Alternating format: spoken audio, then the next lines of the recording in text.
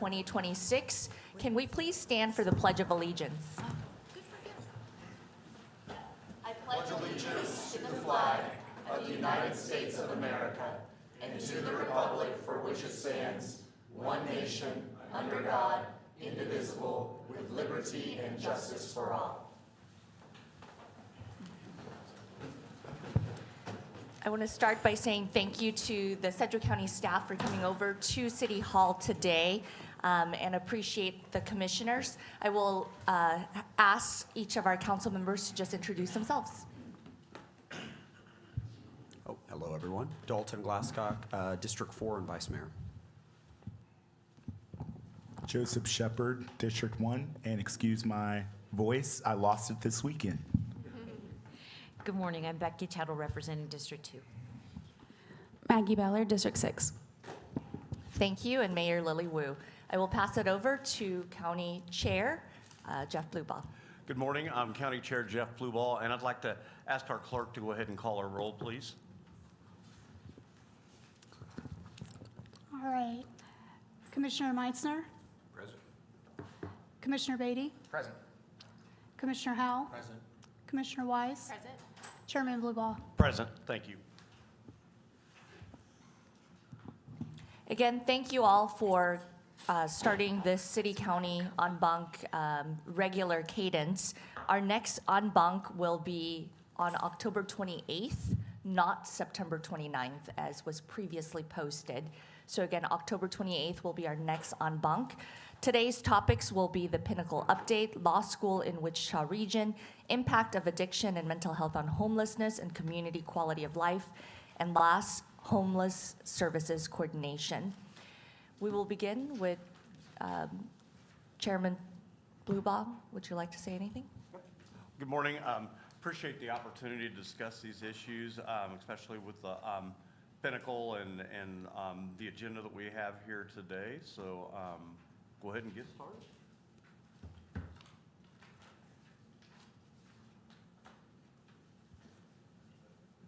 We'll go ahead and get started with the update from Pinnacle. Sheriff.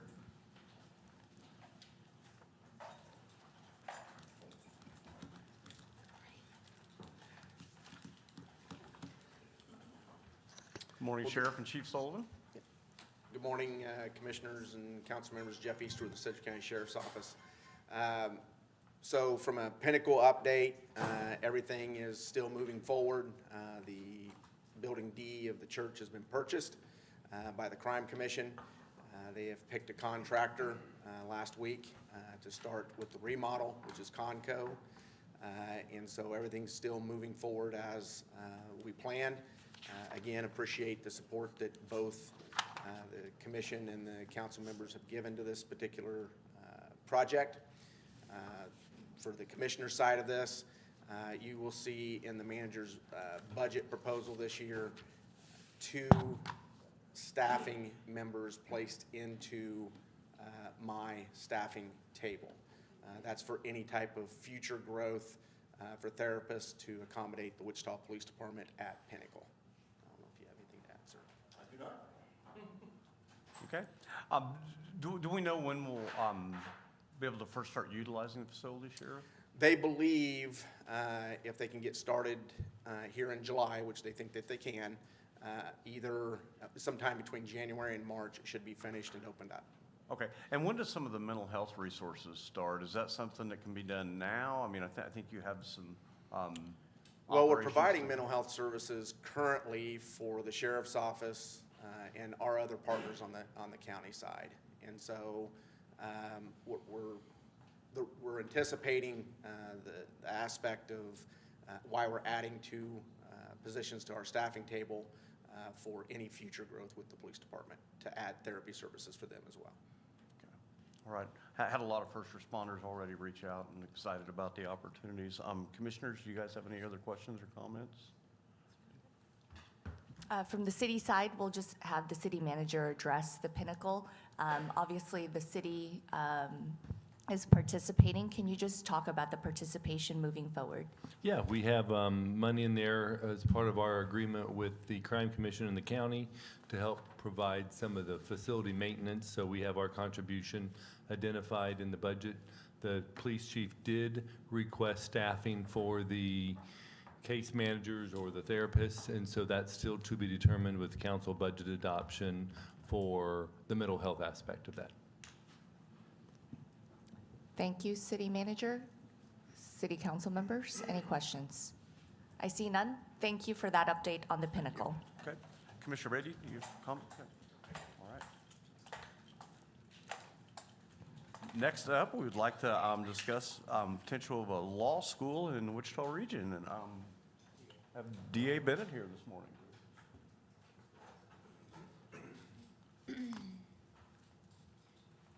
Morning, Mark. I know this is something you've been championing for quite some time, so we'd love to have more public discussion about it. So I think everybody's aware of the issue. We have not enough lawyers in the state of Kansas. It's a function of a number of things, fewer law school applications. So over the last 20 years, there's been roughly a 40% decrease in applications for law school across the United States. Numbers were, I think 2002, something like that, 100,000 applicants, and the most recent nationwide census or look back was somewhere in the order of about 60,000. So pretty easy math, 40,000 fewer people are applying for law school, number one.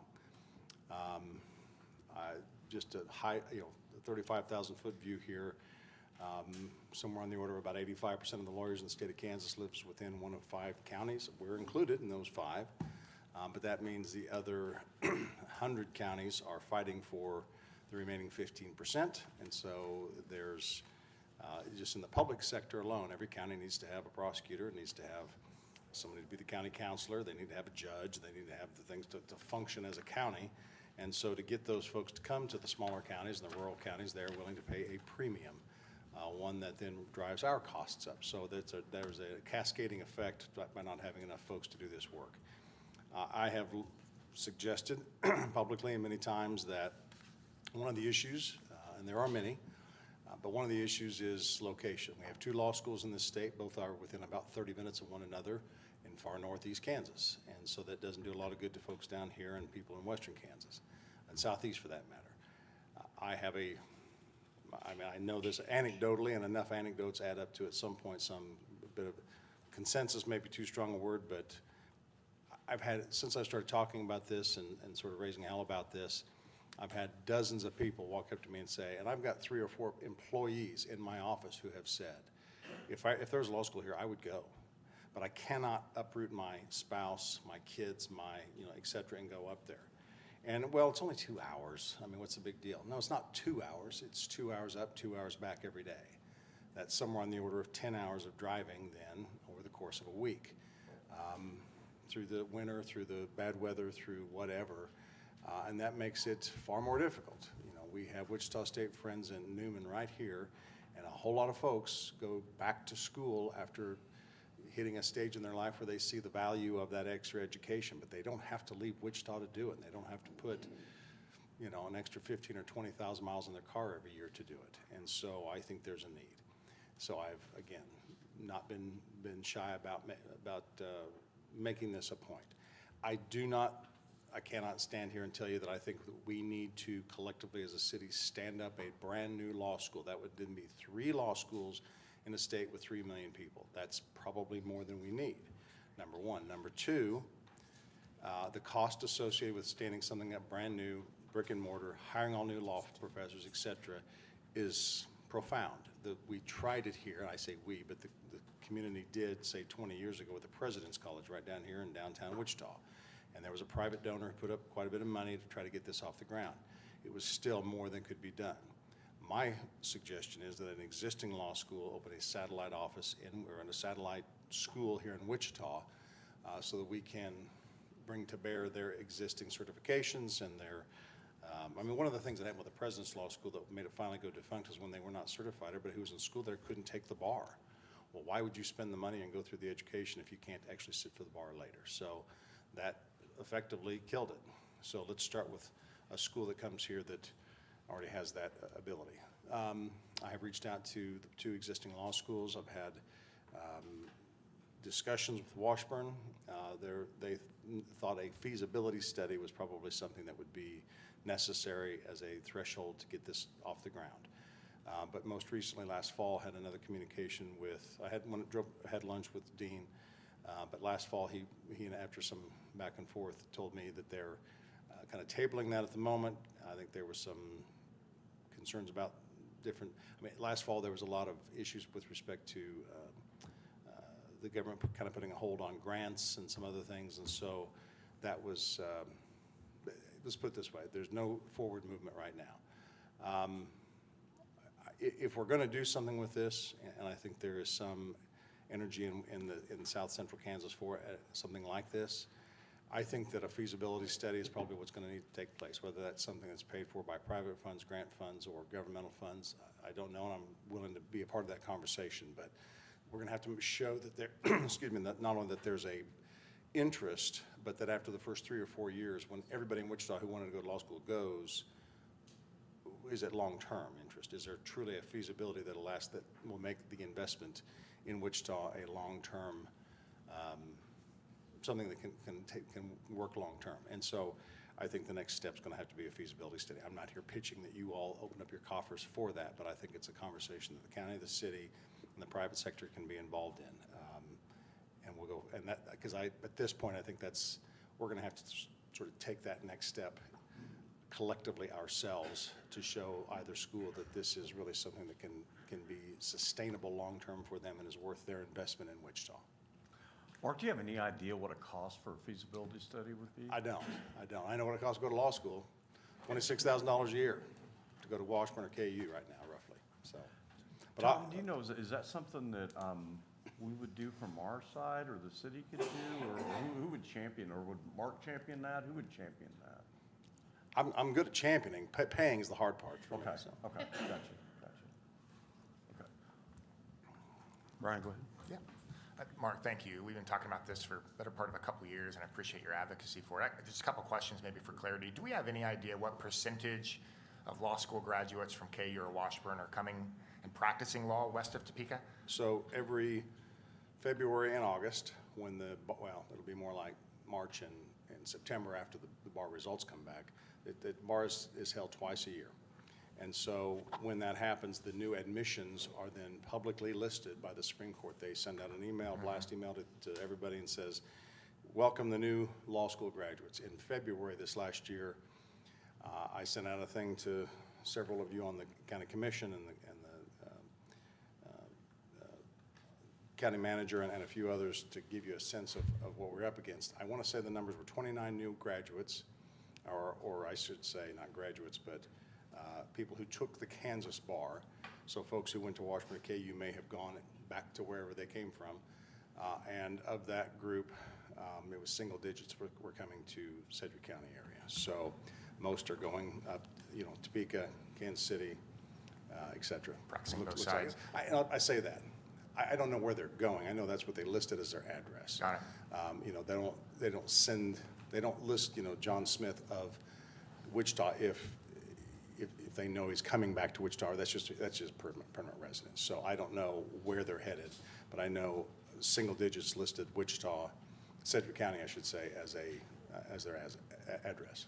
Can you help the public understand what's the impact, particularly in smaller counties? Think Gove County, think Ford County, think Seward County. What is the impact of the criminal justice system when we have less graduates in totality, but also less law graduates going and practicing public practice in western Kansas or even Sedgwick County? What's the impact of the criminal justice system? Well, number one, you need people who are able to, let's give you an example. When I came to this office 29 years ago, I had the benefit of walking up and down the hallway and finding people with 10, 20, 30 years of experience that I could go to and say, walk me through this, how do I do that thing? I could go second chair cases with people with 20 and 30 years of experience who could show me how to do trial work. Over the last 29 years, then I've been able to be that person for other young people coming up. That's because we had a full staff. But over the last 5 or 6 years, the county knows how difficult it has been for me to compete with other counties. When I lost 10 or 11 attorneys to smaller rural counties who are paying $30,000 and $40,000 a year more, because that's what it took to get those lawyers to come to McPherson, Harvey, Riley counties, and others. So then I'm losing people. And then if you live in one of those rural counties and you don't have access to an attorney, or you have access to one county attorney who just got out of law school and frankly has never tried a case, doesn't know how to try a case, the ability to get justice in your community is diminished. And if you are someone who is accused of a crime, you need an attorney who can represent you and do so adequately and competently. And again, not having enough lawyers means there's not enough lawyers to learn from and to draw a person out there. Finally, even in the civil world, I need, everybody says first kill all the lawyers. I get it. We're easy to take shots at. But you say that until you need a divorce lawyer, until your daughter needs a PFA to protect her from somebody, until your grandparents have been victims of a scam and you need desperately to get their accounts into a trust quickly before they lose everything. Then that lawyer becomes pretty damned important to you at that point. And so, if you live in western Kansas, you have to drive to Wichita or Kansas City to access justice. That's not justice. So I can do this all day, but anyone who clearly cares about this, I direct you to the Rural Justice Initiative on the Kansas Supreme Court's website, and they have done a plenary review of this issue. By the way, it's not Kansas alone. Everybody in the United States is struggling with this, but rural areas are particularly. Mark, last question. This is a Regents conversation. Does that begin with the legislature? Who needs to know, and how can we help in advocacy? I think that people know, candidly. The question is what to do about it and how to put boots on the ground, and so, or put action, into movement here. So I would suggest, again, that a feasibility study to show that there's pent-up desire and need, not just in Wichita, but in South Central Kansas. I think people from Pratt will drive an hour to Wichita and go home, or Hutch. You can kind of draw a concentric circle around Wichita, and there will be people who will come here, same as they do to Wichita State or any of the other colleges in this area. And I think even western Kansas might be, Wichita might be more affordable than going to Lawrence or Topeka. But again, that'll be borne out by a feasibility study. I think that's step one. Thanks, sir. Commissioner Meissner? Yeah, thanks, Mark. Commissioner Beatty kind of hit on that. So I'm reminded of when we had the challenge with the state mental health hospital. Two of them were, way far away. So together we were successful in moving the needle and getting it located here in Wichita. So that's what do we go? Is this a legislative decision, or you working with Washburn to get a satellite? Makes a lot of sense. Yeah, I think Board of Regents, or? I think at some point it takes the answers all three. All three? Washburn and KU, either one, are not going to simply be able to just find piles of cash laying around to invest in Wichita. They're going to need investment from or approval from the legislature, but we're going to need to show it's feasible. We're going to get the Board of Regents behind it. One of the schools will have to volunteer, or collectively they do, and the legislature will have to support it. All right. Well, it'd be a positive if we can coalesce, maybe put it on. I'd be in supportive of putting it on our legislative agenda for sure, and then we kick the tires. Thank you. Commissioner Howell? Thank you, Chairman. Just a quick question. So the role of the Board of Regents is, I assume, the accreditation side. That's what they manage Well, they don't manage the accreditation in terms of passing the bar. That's the American Bar Association. I'm with you there. Yeah. I guess what I'm saying is Washburn's a private university, and KU, of course, is public. And if the state was going to, have some role in a public university, that would require, I think, legislative appropriation type of support. But if it was private, let's say it was, Washburn wanted to set up a school here, or another way to do this, maybe if Friends University, for example, wanted to have a law school.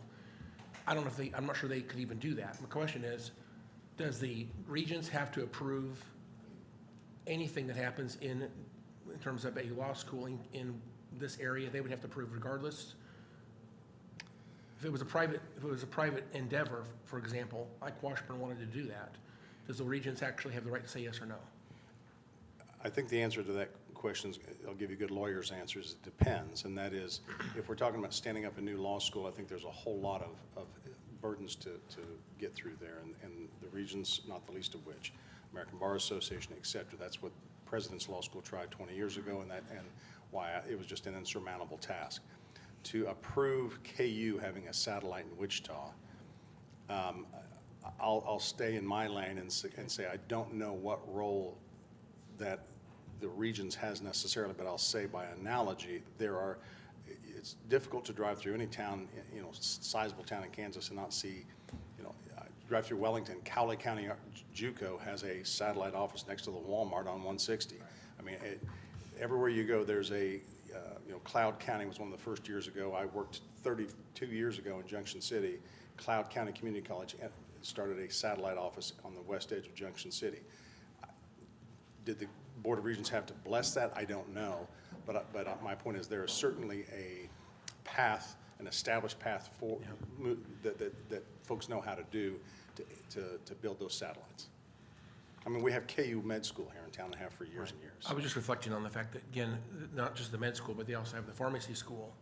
And they do use a lot of technology, so they lower the cost because there's not as many buildings necessarily. They do some virtual learning and I'm sure some off-site learning, things like that. So I know they were able to, make it more efficient, so to speak. That with, of course, the bioscience facility having a KU, their hands on that one as well. So we have precedent of KU actually investing in these, and I know there's been, I'm not sure exactly where we are with this, but I understand the idea of a dental school, I guess, is on the horizon. So we are branching out, and anyway, I just wanted to know what role the Regents actually has, and if it is a financial decision, if has to be appropriations, I have no doubt the legislature is would have to appropriate funds. Thank you. DA Bennett, I wanted to kind of bring it to the Wichita level and kind of just understand your workload, given that you have less individuals that are interested in going into law. How is that affecting you? And then I'm going to ask a question to Jennifer Magana.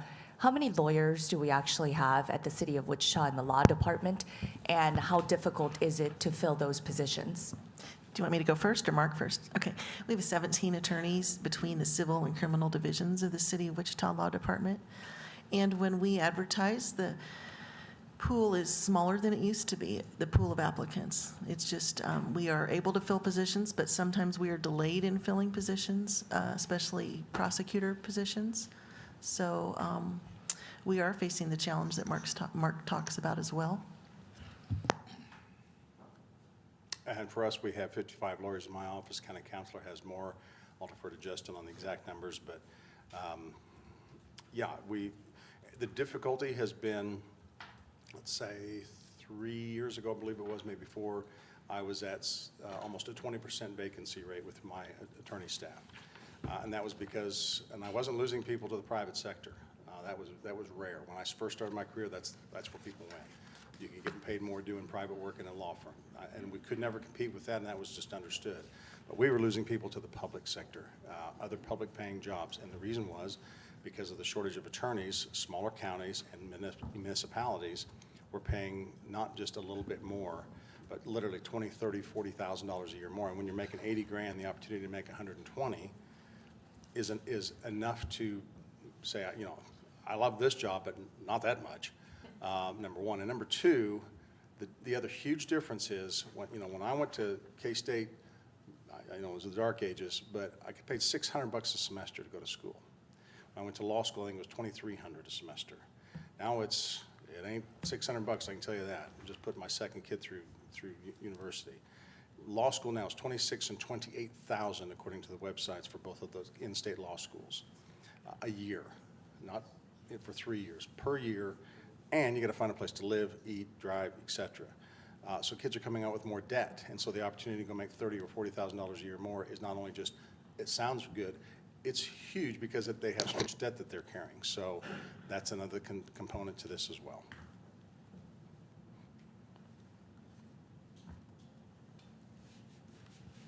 What other questions? Mark, can you repeat the website for the Rural Justice website that you mentioned? I believe it's KS Courts, so KSCOURTS.gov now is their new one. They used to be .org, but I think they went to .gov, and it'll say, and you can look up, I think they have a search bar, Rural Justice Initiative. Thank you.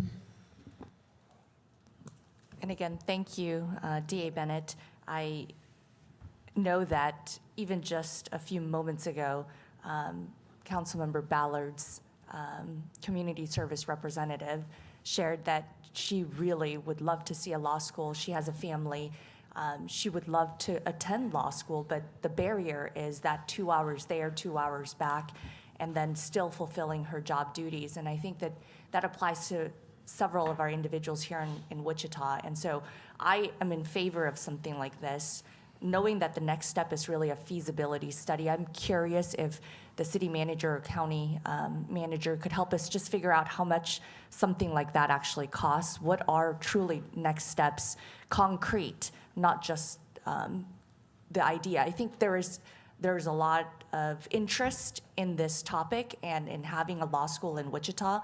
I believe Oklahoma City has a law school, and oftentimes we compare ourselves to our peer cities. That would be the next thing. But I'm very grateful again that there's already a partnership between WSU and KU with the new biomedical center, and that maybe that can really bring to fruition more collaborations between the two. Yeah, Oklahoma City, Vern Miller drove back and forth while he was sheriff of Sedgwick County, and that's how he got his law degree. Whether he drove lights and sirens all the way to Oklahoma City, I couldn't tell you, but so. Thank you. All right, thanks. All right. Before we move on to the next item, these are listed as item A and B on our commission agenda, so I would like to go ahead and make a motion that we receive and file the comment on motion or action or items A and B. Second. We have a motion and a second. Madam Clerk, please call the order. Commissioner Meister? Commissioner Beatty? Aye. Commissioner Howell? Commissioner Wise? Chairman Blueball? Aye, the motion passes 5-0. On the next item, I'd like to send it over to County Manager Tom Souls. Thanks, Chairman. This third item is what we call the heavy lift, right? And we brought a number of assets over from the county to kind of talk about county role in the space of mental health, drug abuse, and the ties to homelessness. So Michelle Calvert is here. She's our ComCare director of about, a couple of months now. So she's going to get up and kind of just talk about the mental health overview in the county and some of the resources the county provides for the homeless population. Joshua Gaines is here from the health department to give up. He's going to talk about some of the drug abuse statistics that we're seeing in the health department. The sheriff's on hand to talk about what he's seeing in the jail population regarding drug abuse. And Mr. Bennett said he would stick around in case there's any questions regarding what he's seeing flowing through the courts regarding charges of drug abuse and other types of related charges, related issues. And then Angela Hamilton is here from EMS if there's any EMS questions as well. So that's the group the county brought today for the council's awareness if there's any questions. So, Michelle?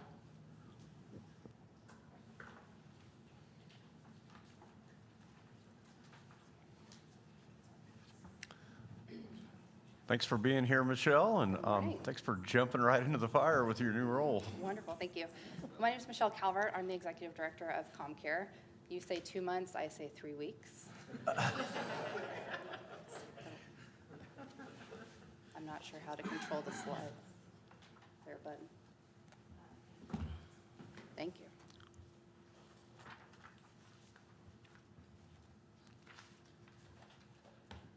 We'll get there eventually, guys.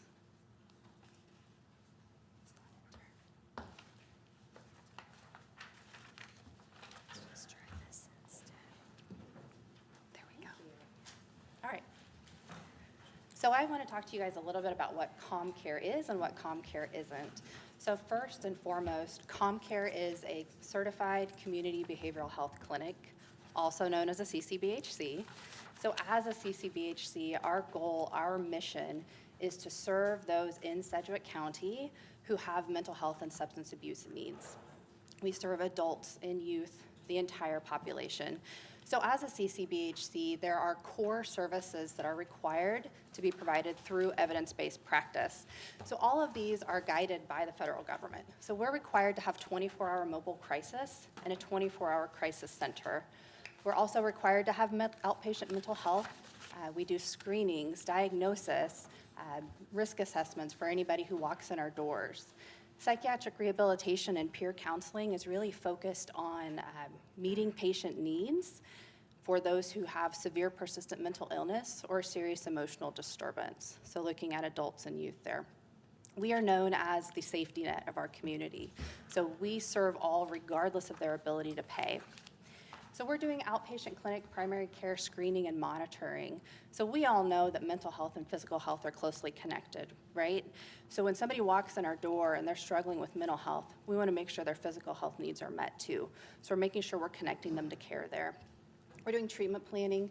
We have a full substance abuse clinic. So we're serving those walking in our doors who may be suffering across Sedgwick County regarding substance abuse. We have a really great partnership, even with law enforcement. They're letting us know on a day-to-day basis anybody who has overdosed. Whether or not they're a patient of ours, we're calling them, reaching out, and trying to get them into services. We do this through case management, peer and family support. Peer support's really important because what that does is it provides somebody a connection to somebody else who has lived or shared experiences. And then also we're providing a lot of mental health care for veterans. So this has been a focus of CCBHC across the country, is to make sure we're serving veterans well. Michelle, can I ask a quick question? Absolutely. Sorry. How do you work with the VA hospital? Do they overlap or are they complementary? So we have a care coordination agreement with the VA. We have partnerships with them where we are meeting with them on a monthly basis to serve Sedgwick County, figuring out what our veterans need. And then we also have a veterans care coordinator. So that care coordinator is connecting with every veteran in services to make sure they have the services that they need within or through the VA, and then are also receiving services with us. So the golden thread of all care that we provide is called care coordination. Care coordination is intended to really put the puzzle pieces together for all of our patients. So when you think of a person in general, when we have all the pieces of the puzzle together, we can help understand them better. So how is your housing looking? How is your employment looking? How is your education looking? How is your physical health? How is your mental health? If you take one of those pieces of the puzzle away, you're missing something. So care coordination is tying those pieces together and connecting the dots for all patients. So we're looking at transportation. We're looking at, again, housing, really focusing on whole person care through care coordination. So that's a look at what ComCare is. So we talked a little bit about how housing ties into our mental health, right? So let's look at the services that ComCare provides. So we have some services that are core to outreaching those in our community who are unhoused. Through the crisis system, we have staff who are embedded into 911. So anytime somebody calls 911 and they are in an emergency, if that's a mental health emergency, our 911 embedded staff are going to help push that to crisis instead of law enforcement having to take over that. We're also following up on all crisis calls and mobile calls. We know a lot of people who are unhoused may be making connections through crisis or through 911. So we're trying to connect them to care and services and housing in that regard. Through Second Light, we have 2 care coordinators who are on site. So those 2 care coordinators are meeting with the guests at Second Light on a daily basis. They're there all day trying to make connections. So whether or not that person who needs that connection is a patient of ours or not, we're connecting them to the care that they need. We also have 2 ComCare funded MHA positions within Second Light. So we've funded a clinician and a case manager to be in Second Light, and they're helping with groups. They're helping provide that care whenever crisis situations are coming up that may need de-escalation. Our crisis teams are readily available to go to Second Light as well, so they're on staff, or not on staff, excuse me, on premises as needed. And then all of our other case managers, if they have a patient within Second Light, they're coming and going into Second Light too. So we've got staff constantly going in and out. We have staff also at Open Door, so United Methodist Open Door. So we share the building with them. We're crossing paths daily with many shared patients that UMOD has. It's not uncommon for our staff to be collaborating with UMOD staff to say, hey, here's somebody, let's talk to them. How can we get them into care and treatment so that we can really make sure they get the help that they need? We also have some care coordinators that we're working on being embedded into Open Door a couple days a week so that they can make those connections with patients there.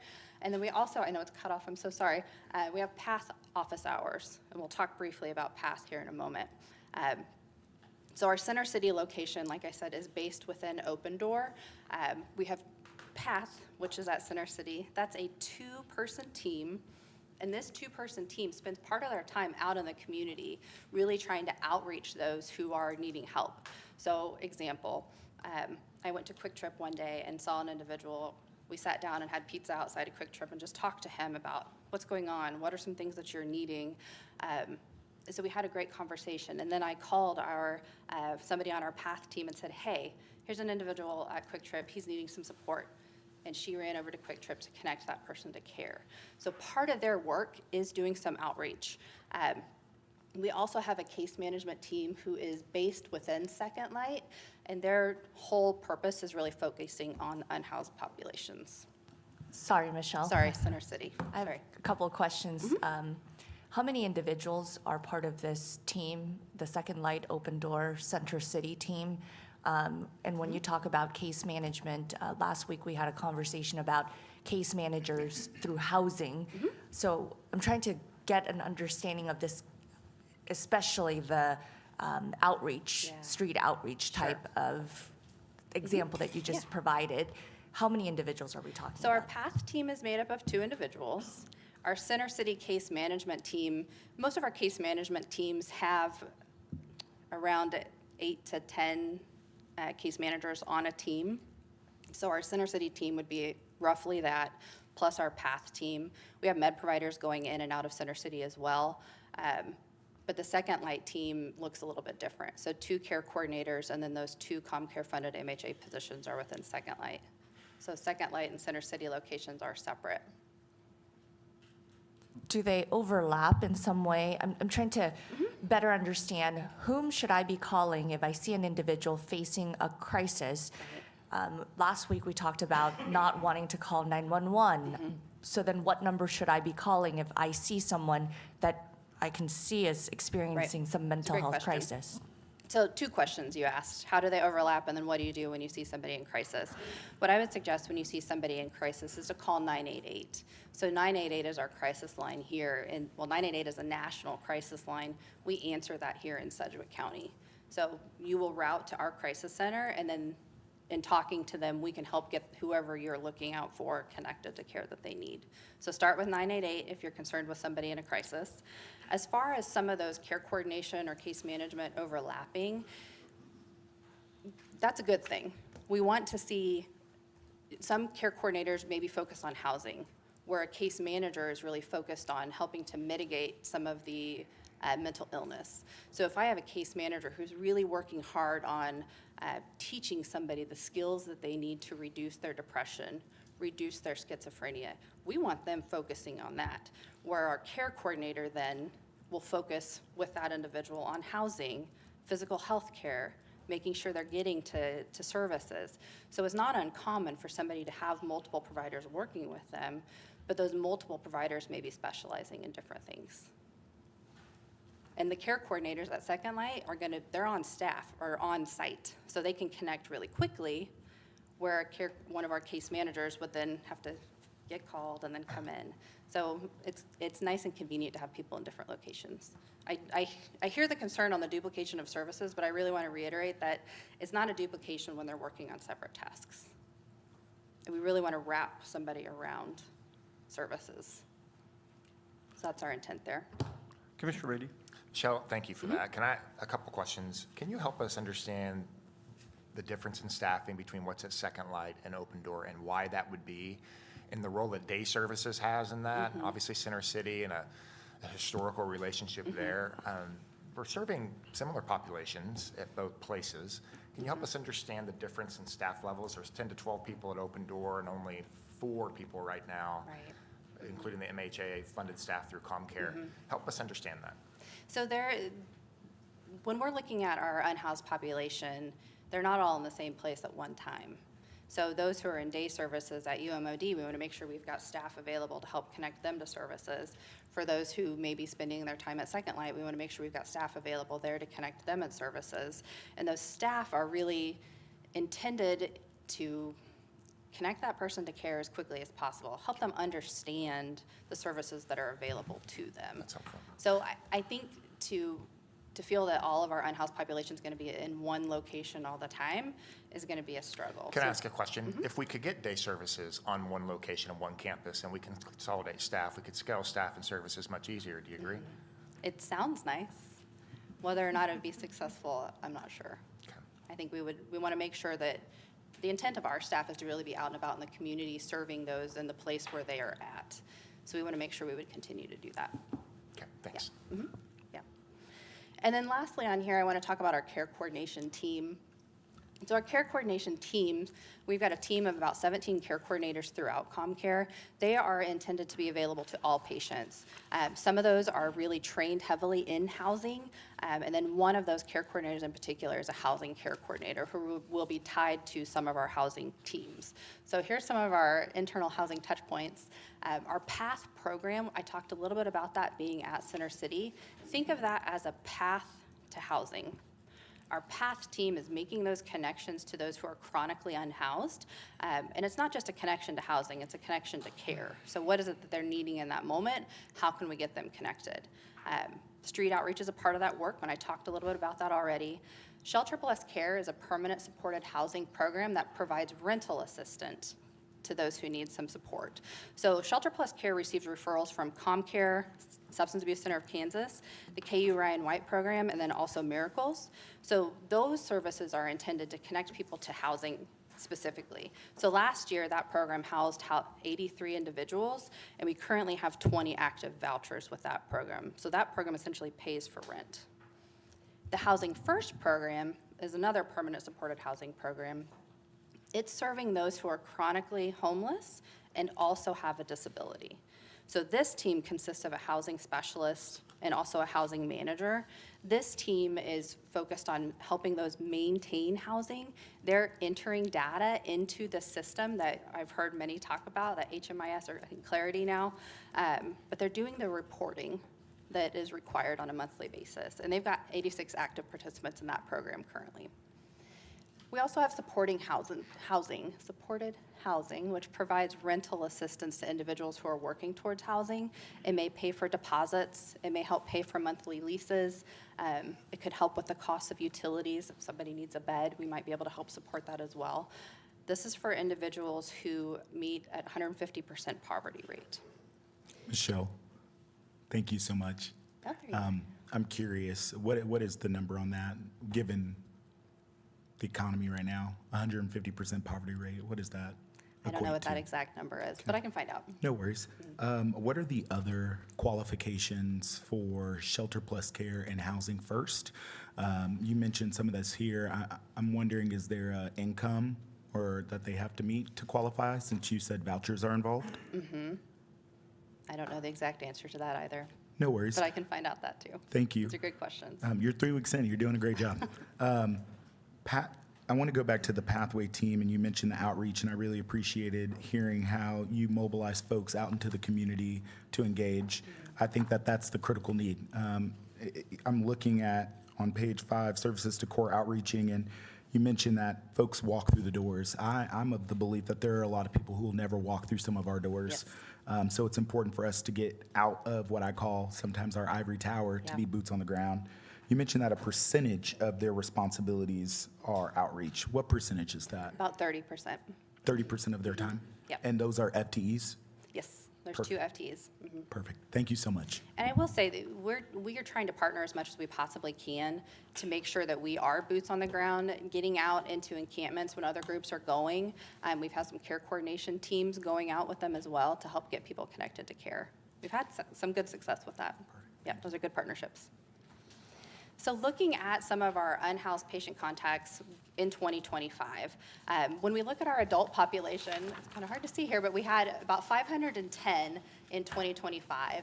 So when we look at those 510 individuals, about 243 staff were connecting with those individuals and spend about over 15,000 hours. So one of the things as I was preparing for this that I found really interesting was about 17% of our admissions to care were individuals who are unhoused. So that's individuals coming in for an intake.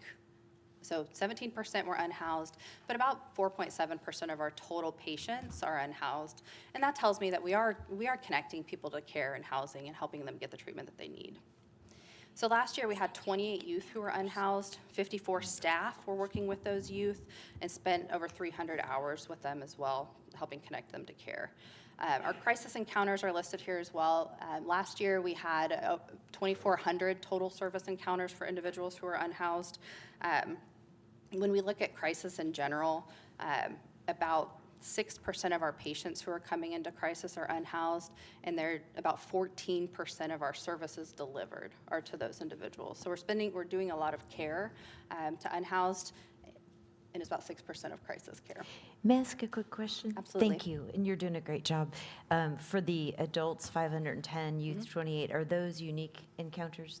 So Unique individuals. unique and then individuals, unique I mean, okay. encounters, Yeah. Yeah. So I would- unduplicated. That would be really interesting then to see like the number of interactions, because I would imagine there's a subset of that that has a much higher amount of interactions. So, okay, Yeah. thanks. I also have one question, just hopping and looking at those numbers too. So adults, 510, it says 243 staff provided services. That means that they interacted with less than 2 people per staff member, or? It's how are- dependent. You may have one staff member who's providing a lot of care to one individual, or you may have one individual who comes in contact with 5 or 10 different staff. It's dependent. So for example, if a patient stays for 24 hours in our crisis center, multiple staff are going to be working with that individual. Okay. But you may have one So person it's not that's in care for 243 several individual months. staff, it's 243 interactions with staff? 243 individual staff had 16,000 total service encounters. And provided relief to 510 individuals? Correct. And then the youth, it'd be 54 staff for 28 youth. Yes, and 752 total encounters for those 28 youth. So we're trying to wrap them in services and provide as much as we can. Can you, sorry, to go back one more step, not necessarily our unhoused population, but can you talk about holistically ComCare? How many staff members do you guys have, and how many are dedicated towards just, for instance, the 24-hour crisis center? Ooh, this is a good question. I know we have just over 500 staff. I would like to say I know exactly how many work at crisis, but I do not know that. I can throw an assist here if you'd like. thank you. The total ComCare budget's about $77 million. And of that, and all the things that ComCare does, crisis is about $20 million of that $77 million budget. So, Thank you. All right. So ultimately for us, I think it's really important that we focus on our partnerships. We want to make sure that while we're not a housing provider, we're really committed to being a part of the solution. We want to be where the people are who are making the contacts. We want to be out there making contacts, and we recognize mental health plays a strong role in this as well. So behavioral health, really embedded with community partners, is where we're going to help find housing stability in our community, and we want to be there as much as we possibly can. Michelle, can I ask a question about that, please? I had coffee yesterday with a landlord of thousands of rental homes in our area, and I asked, do you take any vouchers? And he said, no, it's very difficult. There's a lot of barriers. There's a lot of wait. It's really hard to have the patience to work through that. So I'm just curious, is there anybody, I don't know if it's through ComCare, City of Wichita Housing Authority, is there anyone that's working with some of these landlords that make it easier for them to maybe recruit more landlords willing to? Yes, okay, good. Sally, could you maybe address that? And then also kind of the reassurance that we give in terms of if a landlord does and there's damage or different things.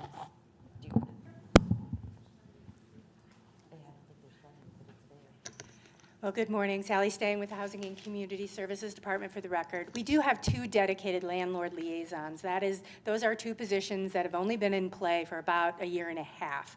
And their prime goal is to have those relationships with landlords, try and expedite, pre-inspect when we can. We understand the challenges. We are federally regulated. Units have to pass inspection before people can move in, but we're constantly trying to improve that process along the way. It was great when we had funding available for risk mitigation, so for damages, because it gave landlords a sense of protection. But to be honest, we've gone through that twice, where we had landlord incentives for risk mitigation. The first time, we made funding under ESG CARES available, and in a year, we had 0 claims for damages. The second time, it was a year and a half, 18 months that program ran. We covered 658 tenancies and had 2 damage claims. So damages is really not a true concern in the long run, but we do understand that it makes them feel better to have that fund in the background. So. Is it still available right now? It is not. That funding has run out. Sally, can you talk about the landlord incentive program? The damage funds were part of an overall landlord incentive program. We had a time when we were challenged with landlords accepting vouchers, and we used federal funds to create not just the damage mitigation funds, but also an incentive. We were able to secure an additional 500 tenancies in that 6 months where we were providing financial incentives. We had $500 available for landlords who hadn't leased in Section 8 in the past 2 years, and $1,000 per tenancy for new landlords coming on the program. And it really did help encourage landlords to lease folks up, but unfortunately that funding has also dried up. How many vouchers currently do we have that go unused because we don't have the inventory? Actually, that's generally not the concern, the inventory. We run out of funding. We are allocated 3,361 vouchers, but because HUD has been doing level funding year over year and not accounting for increases in rents and utility costs, we can only afford to have about 2,800 or 2,900 under contract at one time without running out of money. Interesting. Okay. Sally, just on this topic, and Commissioner Wise, I've heard that as well. Sometimes the federal government's parameters around what folks are required to do in terms of passing an inspection, because there's a thorough process to ensure that for the folks who are moving into public housing, that we're still providing a quality, safe place. Can maybe you give a high-level overview of maybe some of those differences in terms of what the federal government requires in terms of fire code and code in general versus if they were to just be a private landlord, and how that might be a barrier for some landlords to walk into this program? The biggest hurdle seems to be the recent changes in requiring carbon monoxide detectors and smoke detectors in each of the sleeping areas as well as outside in the common areas. Those are some changes under the national standards for the physical inspection of real estate that changed and have been changing over the last couple of years, increases from what they used to call the housing quality standards. But beyond that, there's not much more that's required than local code requires, but that requirement to actually have it pass inspection before somebody moves in can add to the time it takes to get someone leased up. Sally, could you also just briefly mention about the portability of vouchers? How many of our vouchers go to people outside of our community as well? So the way portability works, the regulations allow someone who has a voucher issued from Wichita or from the Wichita Housing Authority to port to any jurisdiction within the country or territory of the U.S. They have to have lived in our jurisdiction for at least a year, not necessarily on the program, but they have to have been a resident of our jurisdiction for at least 12 months prior to porting to another community. The challenge with that is we are a lower cost community comparatively. And so if I have an individual who takes our voucher to New York City, it's gonna cost me $3,000 to $4,000 a month that we have to pay to house them in New York City. And here, our average per unit cost is about between $620 and $640 per month for an individual. So it is costing us 5 times more to house that one individual in that other community. So, and there is nothing we can do. We aren't allowed to restrict people from porting to other communities. They have that right to be able to do that. And it's extraordinarily administratively burdensome because that other housing authority has to go under contract with the landlord, send us an invoice, enter it in the system, and then we have to reimburse them. And then they get 80% of our admin fee for that particular voucher. So it is very, very challenging. And how many of those are being ported right now outside of Wichita? We have between 35 and 40 right now, and it ebbs and flows as to people's desire. We have people who port into our jurisdiction. It usually runs 10 to 15 units less than the number of people going out. When you talked about it costs theoretically 5 times as much if they're in New York City, and that's 30 to 40 times 5 when we look at rental amounts. And so when we're looking at our legislative agendas for the federal government, I think this should be a conversation of just how is there a more equitable approach for communities like Wichita that succeed in affordability opposed to communities that don't. So thank you for that clarification as well. No problem. If I could, Sally, hang on one second. Thank you for that. And I might be jumping ahead a little bit, but since this is ComCare's presentation and we have a new Human Services Director and a brand-new ComCare Director, how could Wichita Housing and ComCare, can you give us an idea, how's the relationship now working together? We have a lot of touch points in housing and homelessness through ComCare. How's the relationship now, and if you could wave your wand, what could we do better as partners in the entire ecosystem with what we do and what you do, and how could we find more synergy? Sure. I mean, the greatest example is Housing First. That is a collaboration between the city and the county, both to address the chronically homeless. And we've been doing that for a very, very long time. In addition to that, I mean, we work very collaboratively. When the Shelter Plus Care program had budget concerns, we worked with the teams to be able to convert people from the Shelter Plus Care program onto the voucher program so that we didn't end up having to displace folks. My magic wand is really around the care coordination teams, and to be able to embed somebody with that clinical mental health ability into the teams that we have going out, that is pivotal. We have an agreement with the Substance Abuse Center of Kansas for a licensed addiction counselor in our teams. We have a housing case manager who focuses on the housing piece. We have peer support workers or interns that work with those groups too. But it was just like Michelle said, yes, it sounds like a little bit of overlap, but you can't find an individual who's an expert in everything, right? And when they're surrounded with a team, we're definitely seeing much better results because they have that mix of expertise, and then there's always somebody from the team who's available, no matter if someone's on vacation or tied up with someone And else. Sally, that doesn't exist now, correct? No. Okay. No. Is that something that we can have broader conversations about? Please. Okay. Yes. Thank you. Thank you. Okay. We have expanded our care coordination team, so we're excited to see where that's starting to go. You all do have, just one last thing, you have in front of you our housing touch points. And that's really talking about when a patient is really more motivated to get into housing. So I would encourage you to take a look at that. And if you have questions, please let me know. Okay. And Michelle got a little bit of clarity on the employees dedicated to crisis. We have 175 employees. Excellent. dedicated to Thank you. crisis. So thank you guys for what all you guys do. What other questions, commissioners?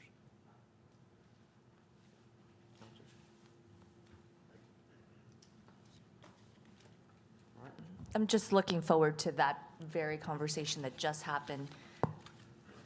Okay. Because, again, we talked about this last week, that officers should not be the very first touch point, but rather either mental health, substance use, or a housing case manager should be the first touch point with an individual facing homelessness.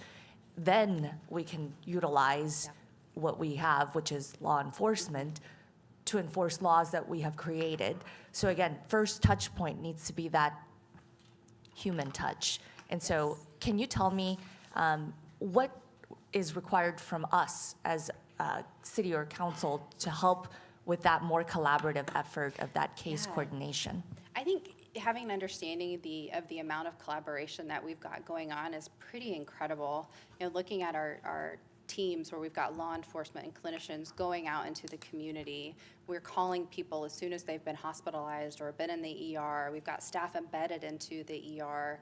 We're trying to get touch points as quickly and as often as possible when somebody is in need. But I think it's important to recognize that when somebody is in need, that doesn't mean they're ready to take a step towards treatment.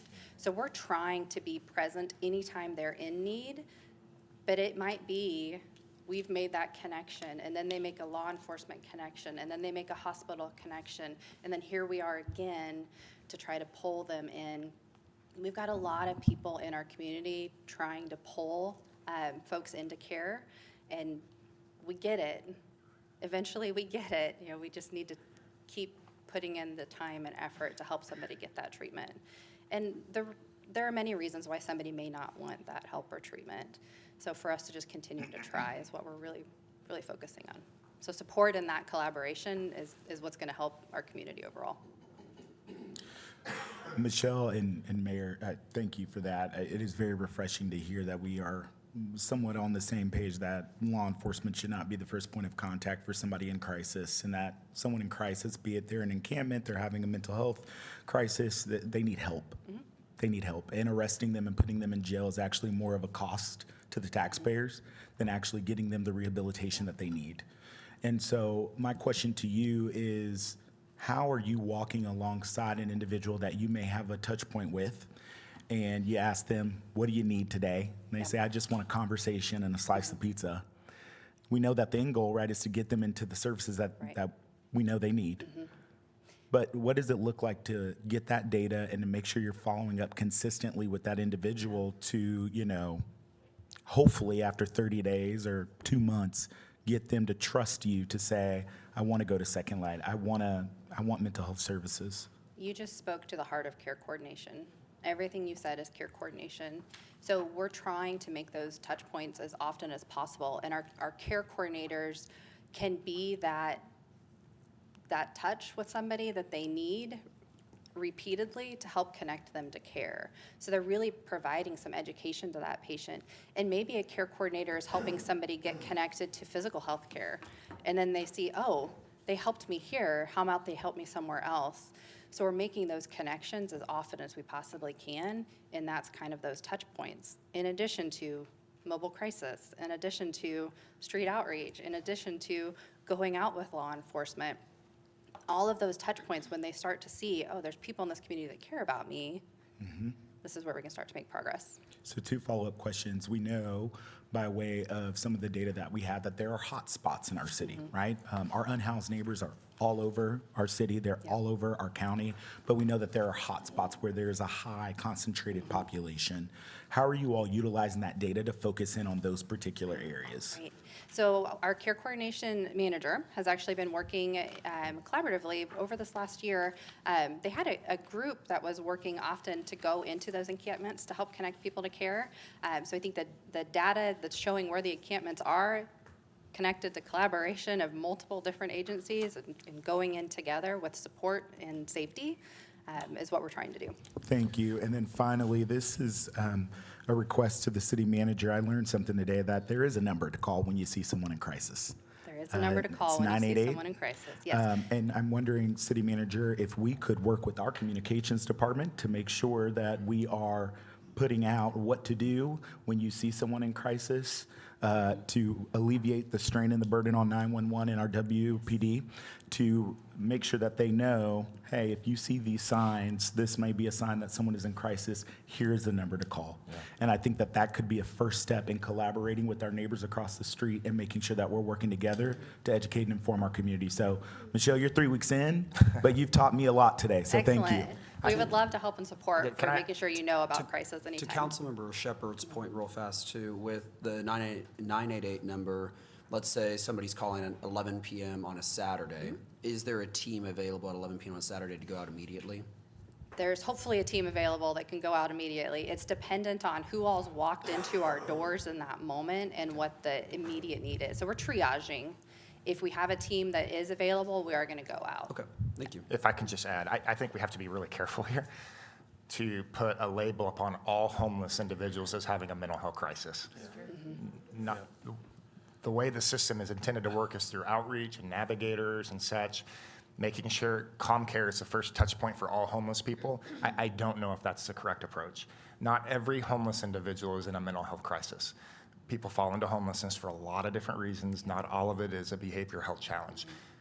Is in my view, homelessness a crisis? Yes. Is it a mental or behavioral health crisis? No, not always. And I just think that we need to be very careful that the first call for every homeless person is 988, because then we wouldn't necessarily be getting them the resources that they actually need. What they many times need is a housing navigator, or they need to get on campus at Second Light to be able to find the resources they need. Maybe it's health insurance, maybe it's vocation, there's other things, but I just want to be very careful for the public not to believe that not every homeless person is in a mental health crisis, and I think it's I really appreciate important. that, Commissioner Beatty. That is 100% true. So I want to add some context and color about why I said that, which is why City Manager, I said, making sure that we put on that comms the observations. I think it's important. At our last workshop, there was a scenario where someone was homeless, and they were naked. That's a crisis. And it's also probably not a sign to call 911. It's a sign to call 988. But you're right, there are folks who are fleeing domestic violence who need that case management. I'm a big proponent and believer that not everyone who's homeless is in a mental health crisis.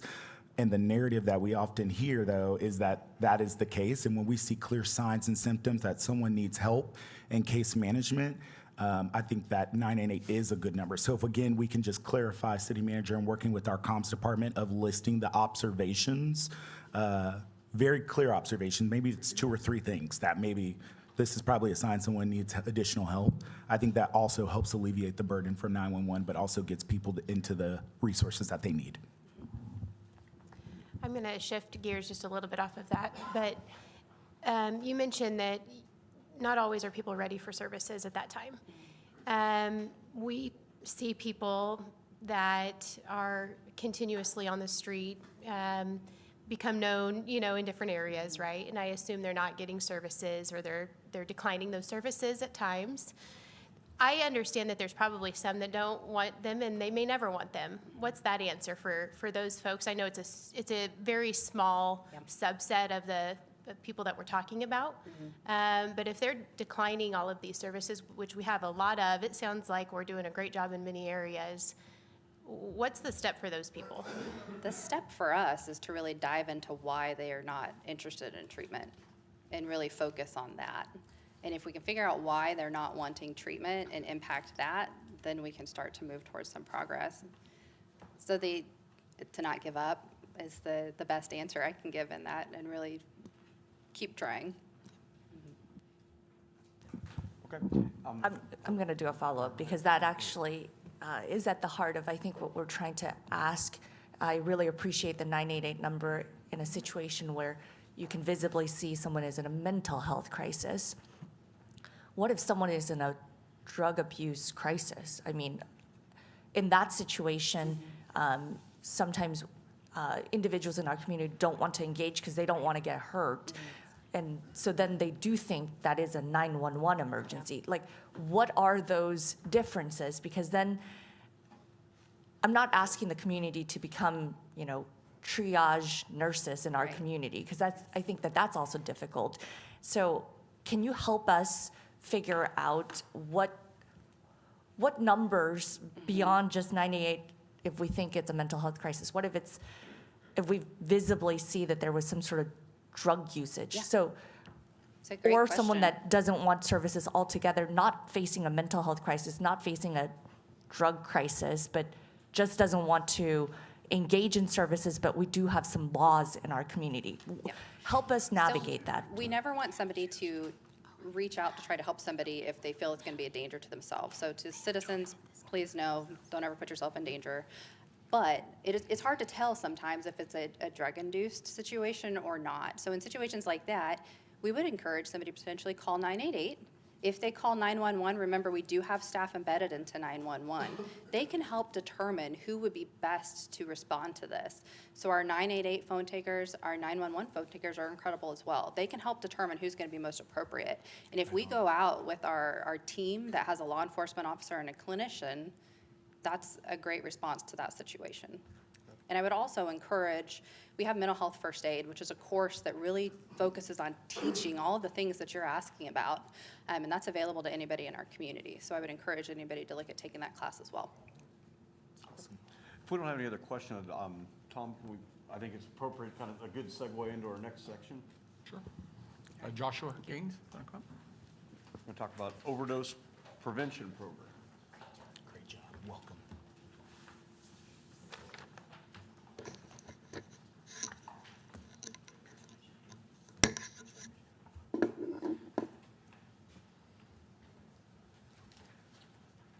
Morning, Joshua. Thanks for being here.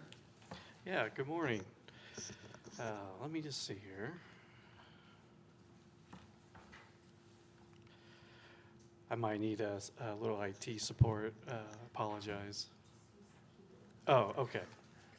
There we go. So yeah, good morning, everyone. My name is Joshua Gaines. I am the program manager for the Overdose Prevention Program at Sedgwick County Health Department. So it's a real privilege and honor to speak to everyone today. So thank you for having us. So a little bit about our program. What is OD2A? Well, that's Overdose Data to Action. And that is the name of our federal grant. It's a 5-year grant agreement between the CDC and us at the health department. It's essentially, my team is made up of 2 major parts. One part is what I would call the community health worker team, and those are individuals that go out into the community, and we'll touch on those here in just a sec. And the other half of the team is our data analysts. So the community health workers are collecting data, and the data analysts are analyzing that data. We do have populations of focus, and that's Black or African American, individuals 16 through 24, unhoused, veterans, and people who do drugs, and not just them, but their families as well.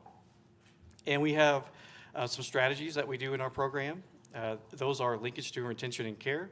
And like I mentioned before, about the community health workers going out into the community and connecting individuals to resources. Community overdose prevention, that is our, for example, our naloxone distribution.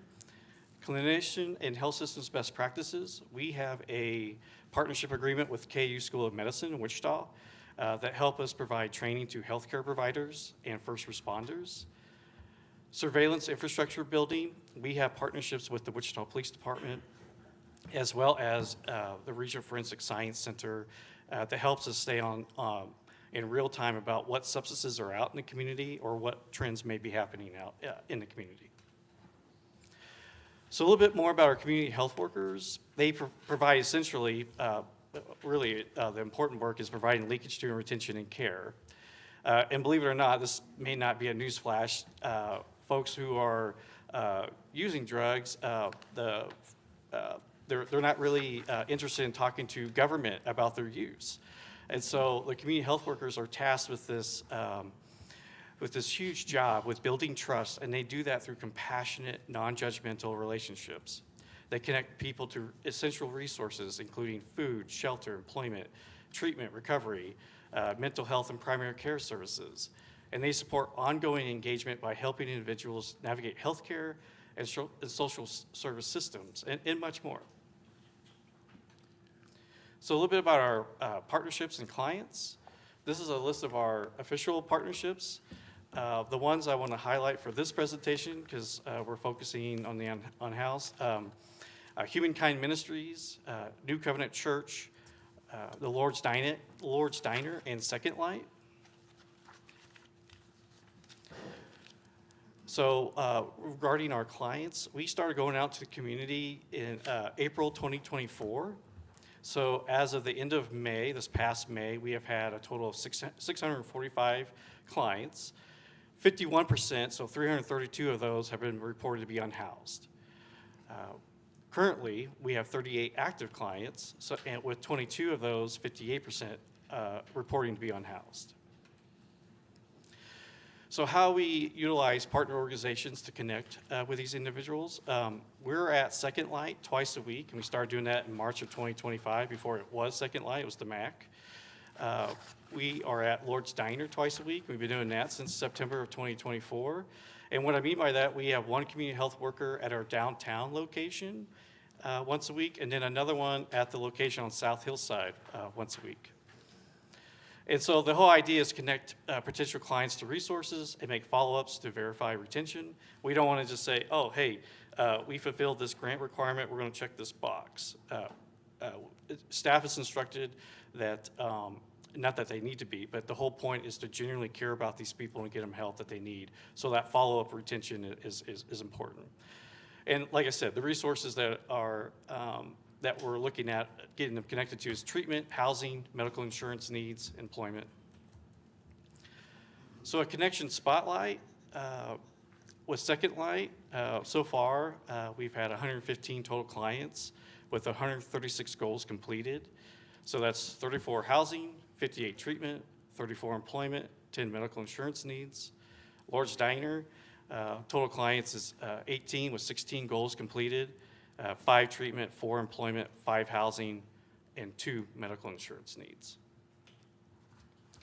So I'd like to share a couple of success stories from our community. So this is a long one. This is this past May. So I have the, if you want a copy of the exact thing, I'm happy to send it to you. But just to paraphrase it a little bit without compromise, a community health worker reconnected with a client experiencing chronic homelessness after they left Second Light and began living unsheltered. This community health worker completed housing and community referrals, connected the client with medication assistance through Karen Health, helped them access online recovery meetings, and provided essential items through faith builders. As a result, the client was approved for a housing voucher and is preparing to move into permanent housing. Despite recently recovering from injuries sustained in an assault while they were unhoused, the client expressed overwhelming gratitude and renewed hope. The community health worker will continue providing support and referrals until the client is successfully settled in housing. And just one more, and again, I'll paraphrase to respect everyone's time, but this was just last week, roughly. A community health worker responded to a referral from Adult Protective Services for a 76-year-old amputee experiencing elder abuse and homelessness. After coordinating with multiple partners, the community health worker secured a wheelchair, enabling ComCare Crisis to transport the client to Second Light. The community health worker also arranged for a shelter bed, ensuring the client was safely removed from the abusive situation and placed in a secure environment. So I'd like to touch a little bit of our overdose data trends in Sedgwick County. So why is this even important? Well, first, it gives us the scope of the crisis. So rates of drug overdose deaths per 100,000 people in 2024, the national rate was 31.1, Kansas 27.8, Sedgwick County 34.8. So you can see we're a little bit higher than a national rate. So data is also good as a tool for prevention. It helps us identify hotspots and trends. That way, we can be as efficient as possible and as effective as possible when we're looking at targeted interventions in the community. So some of those are naloxone distribution and just distribution of education materials. And this also informs policy decisions and funding priorities. So this graph here shows Sedgwick County overdose deaths from 2020 to 2024. So as you notice, as we entered into COVID and as we were going through that, we peaked, right? So now we have been going down, decreasing, which is the direction where we want to go, obviously, but there's still a lot of work to be done. I will note that from 23 to 2024, there's been a 15% decrease, which is good, but we still want to keep going that direction. I also want to note that 2025 data will not be available till this fall. So we're waiting on that. So these are the areas most affected by overdose deaths. So these 5 zip codes here, basically the Broadway corridor. So the Broadway corridor for 2024 encompassed almost half of all the overdoses in the community. These areas are also zip codes where demographic and economic factors may lead to less access to resources such as poverty, crowded housing, lack of transportation. These are drugs commonly found at overdose death scenes from December 23 to April of 26. Number 1 being the synthetic opioids at 307. Psychostimulants is number 2, and some examples of those is like meth, cocaine. So Sedgwick County Emergency Department visits 2025. I'll just share a little bit of information about this. Total ED visits, 269,484 total visits. Those that identify as homeless or housing or having housing economic instability is 2,174, so a little less than 1%. Overdose-related ED visits, we're at 1,322. Drug-related overdose ED visits, and drugs can include opioids, stimulants, or common monitored substances. So I want to share our dashboard. This is an overview of the Sedgwick County Health Department overdose dashboard. But before we jump into the Oh, dashboard, sorry. I just want to make a comment, because I think we'll discuss it later, but whenever you discuss the Broadway corridor, and thank you for that map. So Council or Vice Mayor Glasscock and myself, and Commissioner Howell, we're getting a lot of feedbacks from business owners in that Broadway corridor about theft and just a lot of cost to their businesses and some of the things that are going on with that. So I just want to make note of that so that maybe, I think if we have law enforcement up here earlier or later, we can kind of discuss that, but appreciate that map. Well, and I also want to maybe ask one question about this. So it says 0 in every single one of those other zip codes. I find that hard. Yeah, I might look for some clarification here. But we're just going with our top 5 zip codes at this specific graph. Overdose deaths, to your point, council member, yes, they can happen anywhere in the community. Okay, this map just confused me when I saw that, so. Okay, Thank you. yeah, we'll note that. Yeah, thank you for the clarification. One other question. Maybe it's the next slide, I apologize. But can you help us define the types of drug categories? What kind of things are in each one of those categories? For example, xylazine, where is that on the list? And fentanyl, where's that on the list? Sure. So with xylazine is a tranquilizer, so it's an animal tranquilizer. As far as fentanyl will be in the opioid. Psychostimulants is like meth, cocaine. Other is, I mean, it could be, it's just pretty broad. Marijuana would be in the cannabinoid. We have, my supervisor's here too. I might ask her to come up here because I do not want to misspeak here. But I know that we do have, for example, if someone wants to do hallucinogens, we have like psychedelics, but I'll let you share a little bit more detail. Good morning. Kaylee Hervey. I'm the Epidemiology Program Manager for the Health Department and oversee the OD2A program. As far as where xylazine falls, I would actually direct you to the Regional Forensic Science Center. They're the ones who do this testing and can better tell you exactly where everything is classified. And that one, I'm not sure if it falls into other or into one of the other categories. But typically, like, the other category is going to be things like caffeine, over-the-counter meds, and all of that. And one more thing, Commissioner, I'd like to add to that, if I can. There's been times where I've been speaking to individuals that they have confessed that they are using crystal meth, and it's very evident they've been using it for a while. And one of the questions that my staff and I will ask is, what is that drug of choice, or what is that substance that's driving you? And I'll have that person just stare at me right in the face and say, if I can get my hand on a bottle of booze, that would be my preferred substance. So it's a little bit all over the place. But Does this include alcohol? does this include alcohol? I don't believe this one includes alcohol, but we can get that information for you. All right, thank you.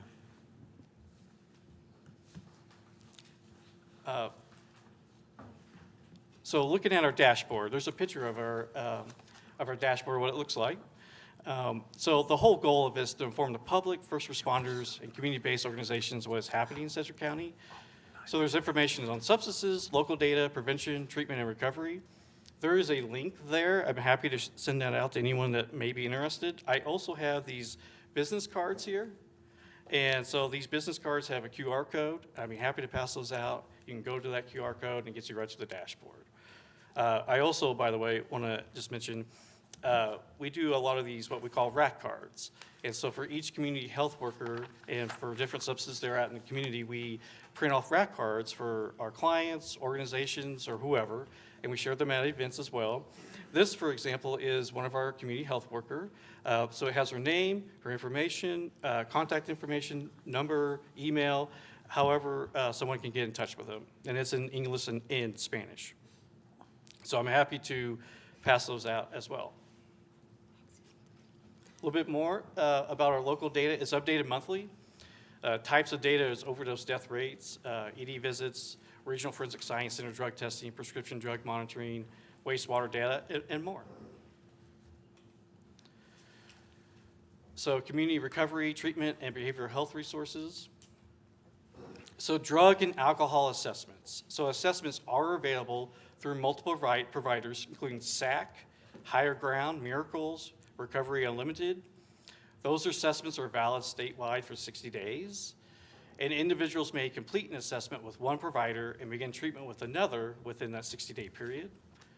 In regards to payment and availability, assessments are covered through state funding or may be covered through state funding or block grants for uninsured individuals who report recent substance use. Treatment bed availability is not routinely reported because programs often maintain waiting lists or reserve placements.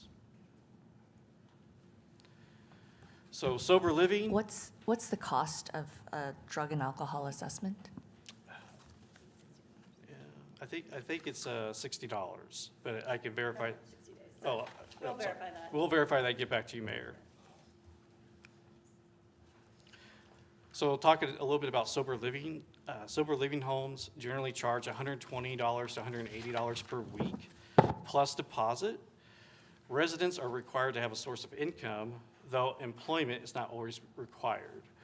Behavioral health services. So primary mental health resources include CompCare, Mental Health America. For co-occurring disorders, we have Bel Air Recovery Center and CompCare that offer dual diagnosis groups for individuals experiencing both substance use and mental health conditions. So this is my contact information. There's probably some questions here that I can't answer today, but I'm more than happy to talk to anyone at any time. Down below is our program's information just for general purposes. So with that, I appreciate everyone's time. I just have a comment. I would just say thank you for sharing some of the success stories. A lot of times the focus seems to be on what's not being done and not celebrating the people that are choosing to get help and utilize the resources that we have. So I really appreciate you sharing those. Thank you, Councilmember. Joshua, just a few comments from me. Thank you, great job, and thank you, Adrian, our Health Department Director, for being here today. Really appreciate it. This is absolutely speaking my language. I love every part of this, especially, and I'm going to ask you a favor after I make a few comments. The community health worker part just absolutely warms my heart. And in 2015 to 2017, our community had a federal grant, and one of the goals was to increase the number of community health workers in Wichita. Because of the efficacy we see across the nation. We actually went to WSU Tech at the time and see if they would develop a program, and at the time there wasn't really the will, but I think initiatives like this may be the catalyst for that to happen. The other thing that you said that just absolutely warms my heart is the case management for people who are into housing. Sally and I have talked about this, Dan and I have talked about this. It's just like someone who's going through alcohol or drug treatment and they get into recovery and they have to have a support system. We can put someone in housing, but if they don't have any support, they don't have any resources, they get lonely, they get scared, and they want to go back to their community of being unhoused again. So it's so important to make sure that putting someone in a home, an apartment, a shelter, whatever isn't enough. They need the support after. So thank you for letting me editorialize. But Joshua, if you could just briefly explain, just in case maybe some of my colleagues here or people in the community don't understand what exactly a community health worker is and why it is so successful and why we need to continue initiatives such as like this and need more. Thank you. Sure. Thank you for the question, Council Member. A community health worker is an advocate. In our program, they go out to the community and they try to reach folks. Speaking specifically to this population, a lot of them don't have any hope. A lot of them have given up. And we want to make sure that they are aware that they still matter, that they still have value as a human being. And our community health workers provide that to them. And I wish I could say like the first time they have contact with someone that, oh, they're ready to go. They're ready to go to treatment or ready to go into second light. That hardly ever happens. And this, speaking to this specifically, oftentimes folks are just worried about food, their next meal, they're worried about shelter. They're not worried about stopping their drug use. They're not worried about getting into treatment or anything like that. So out of those total clients that we have to date, I would say the touches was probably 3 times that amount. So 1,800 to 2,000 touches.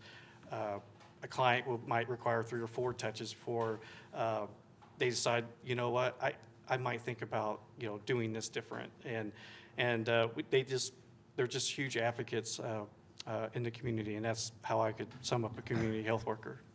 And I'll just add one more comment to that. The thing I think also that makes community health workers so effective is that they're best when they're from the community, right? And so you said it's not law enforcement. It's not someone who, you know, is sitting behind their desk telling someone how to live their life. It's someone who came from that zip code and says, I understand you and I get it. And these are the resources that we can help you find. In case you can't tell, I'm a little passionate about this, but that's the most effective, is because it breaks down the walls and people aren't intimidated to just be vulnerable and say, I need help, right? And sometimes it's really hard for any of us to be able to do that, but especially in these situations where there may be alcohol and drug abuse, dependency, and, you know, there's so many stereotypes with that, or poverty or domestic violence, and these community health workers are really just able to go in and say, it's okay to be vulnerable, let us help you. So thank you for all you're doing, and if I can ever be of help, please let me know. Thank you, Councilman. I appreciate that. Yes, we believe in utilizing individuals with lived experience. That's a huge benefit. I'm extremely blessed and fortunate with a great team. So, if I could ask some follow-ups, Josh, thank you for the presentation. I want to better understand the role of substance use and its influence on the homeless population and even through ComCare. Can you help me understand the type of methamphetamine that's on our streets today and its impact with what we're calling drug-induced psychosis and the prevalence of that and how it's impacting our law enforcement, our jail, our homeless services? This drug-induced psychosis, can you help us better understand this? Do you want to comment to that? I would say, I don't know, Michelle, do you have any comment on that? I think that might be your realm more than ours.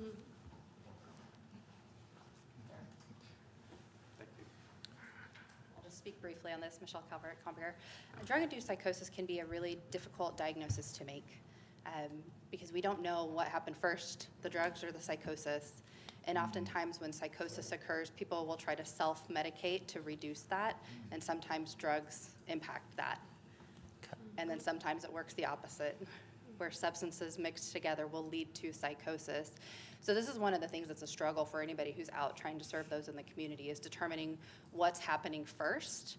But what's really important is that we make sure that individuals who have substance abuse are getting that substance abuse treatment in connection with mental health treatment as well. Michelle, can you maybe tell us anecdotally even, are we seeing more what we deem as drug-induced psychosis? I feel anecdotally that I hear that from law enforcement. I feel like I hear it from your staff and staff at Second Light and others, that we are seeing more prevalence. And what I've been told, and again, I'm certainly not the expert in this space, but the types of methamphetamine, the K2 and synthetic marijuana that's on our street, it's inducing more psychosis, and the aftermath is what we're dealing with at maybe Wichita Police or our area police departments, the sheriff's office, what Sheriff Easter's seeing in the jail, that this is more prevalent than it once was. I just want to see if we can validate that. We've definitely seen increases, especially in those seeking crisis care. We've seen increases in substance use, particularly within the past 5 years. I mean, we know during COVID, our brick and mortar sales of alcohol went up 200%. We saw increase in drug use at that same time, and we're still dealing with the aftermath of that. Okay. Well, my last question then, I noticed that the opioids, particularly synthetic opioids and fentanyl, obviously, are the leading variable in overdose deaths.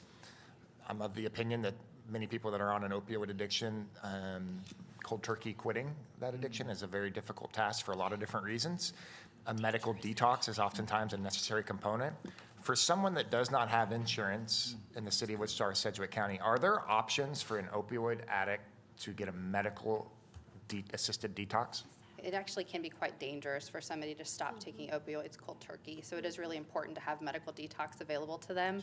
And we don't have that available here in Sedgwick County. That's something that is really important to us. We have social detox, but we don't have medical detox available. Yeah, we work a little bit with some of the providers who provide the medication-assisted treatment, and they do have some options for people, but you still have to pay. There's not, as far as I know, anything that's just There's flat a across the board free. barrier of insurance or barrier of payment, but. Yeah. I mean, it's not necessarily overly expensive with some of those providers, but for some people, even a little bit of money is too much. And So I this think is a significant barrier. Go ahead. I'm sorry, SAC can help, though, if people do want to do a medical detox for opioid. I actually had someone reach out to me for one of their children, and I was able to contact SAC, and they were able to help get treatment and placement. So Kaylee referred to medication-assisted treatment, and that would be what would be occurring in that regard. Medication-assisted treatment is going to help somebody who has an addiction to opioids to safely reduce and stop that. It can be expensive when it comes to testing that goes along with that as well. I know we're in the swing of things with the opioid settlement funds between the county and the city, but to Commissioner Beatty's point, is that something those funds can assist with helping fill that gap? I mean, I'm an advocate, obviously, that the portion of these funds need to go towards scaling up some sort of medical detox options in our community. I obviously will stand to listen and learn from those that are in the spaces, but it's my opinion that we absolutely need more of that in this community. I would agree, Commissioner. Yeah, Commissioner Hoheisel, or Councilmember Hoheisel and I are both on that, and hopefully we're ready to go out to bid soon on some of that, but as always, we'll work. Any other questions? Are you guys ready to move on to the next section?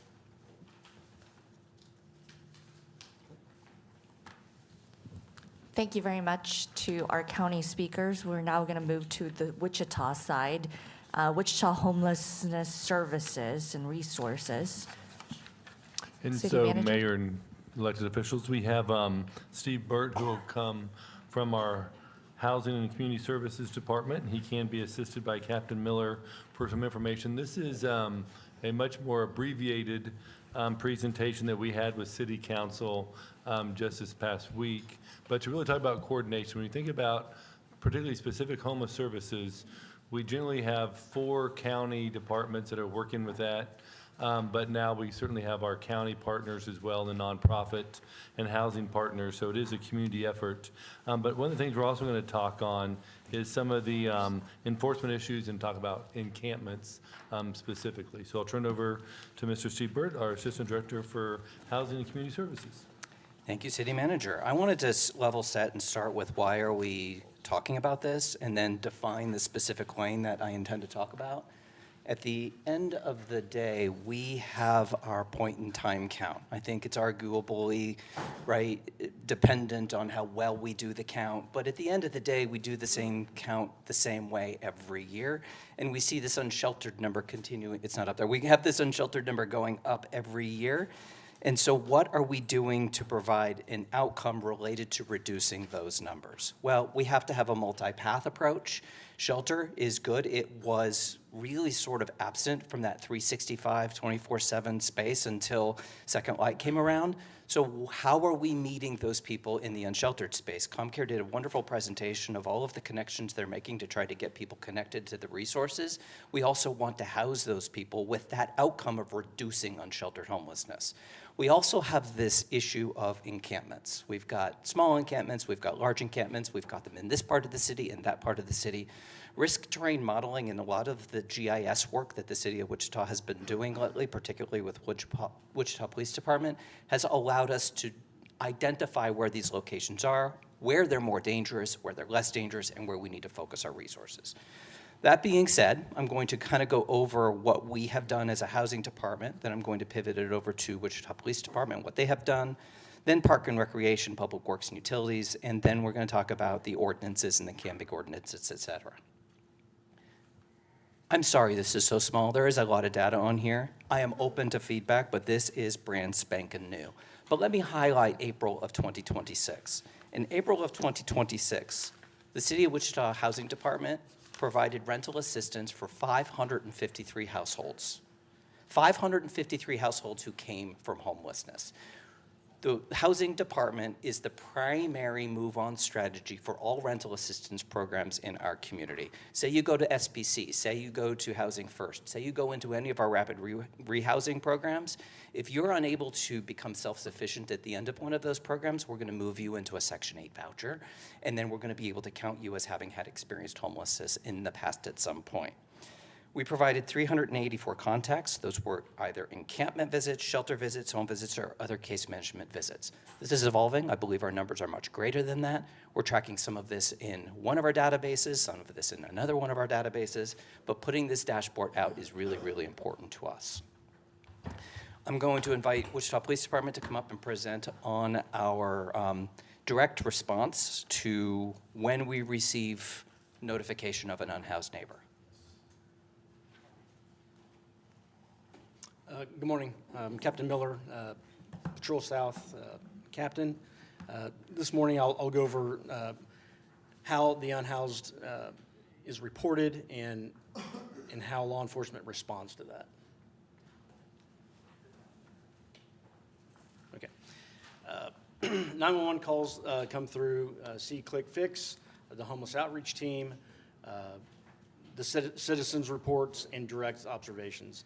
Each entry point results in initial police response and contact, and each city department follows their established policies.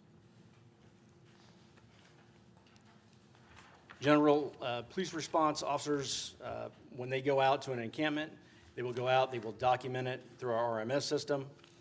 They'll provide outreach information through a brochure, post the encampment for cleanup when necessary, and coordinate the cleanup efforts by emailing Parks, Recreation, or MABCD, and they do not have access to the HMIS system. The homeless outreach team operates under the same model, but they do more, conducts more street outreach. They monitor the See, Click, Fix records management system, and they also have and monitor the hot phone and email system. They utilize a special tracking data source. Basically, that data source is made up of the information that they get from the complaints from the See, Click, Fix, the RMS system, and their emails. And they put that into a database that they can follow, and then follow up on those leads.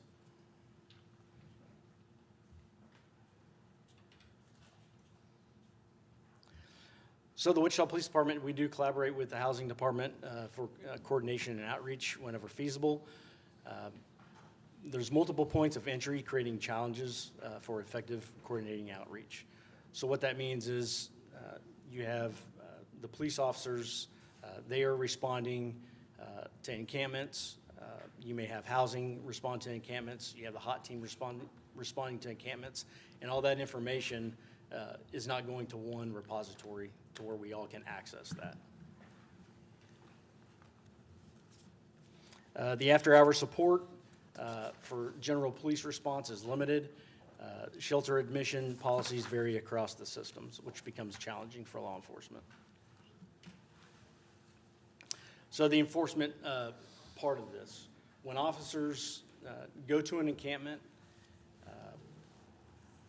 the first thing they do is the outreach portion of it, and then they will call Second Light and see if there are beds available. Most of the time, bed space is not available. Therefore, we cannot enforce our city ordinance for camping. That leaves law enforcement posting the encampment and then leaving that scene with no results. So we can post it. They will send an email to Parks and Recs. If it's a tier 1, most everything at Second Topeka that we all drive by and we see every day, that's all tier 1. That's for immediate cleanup. What immediate cleanup means is as soon as Parks, they get that email, they will put it on their list as priority to come clean up. It could be next day, but it's not immediate. It's not within an hour or two of receiving that email. So I just wanted to make sure everybody understands what immediate cleanup means.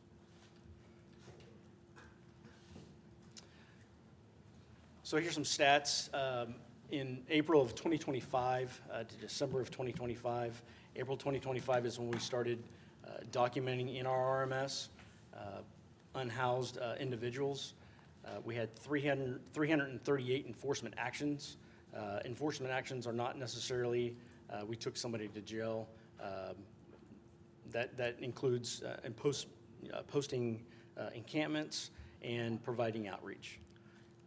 From January 1 to June 18, 2026, 313 enforcement actions have been recorded, giving us a total of 651 to date. The HOT team has documented 4,838 interactions or enforcement.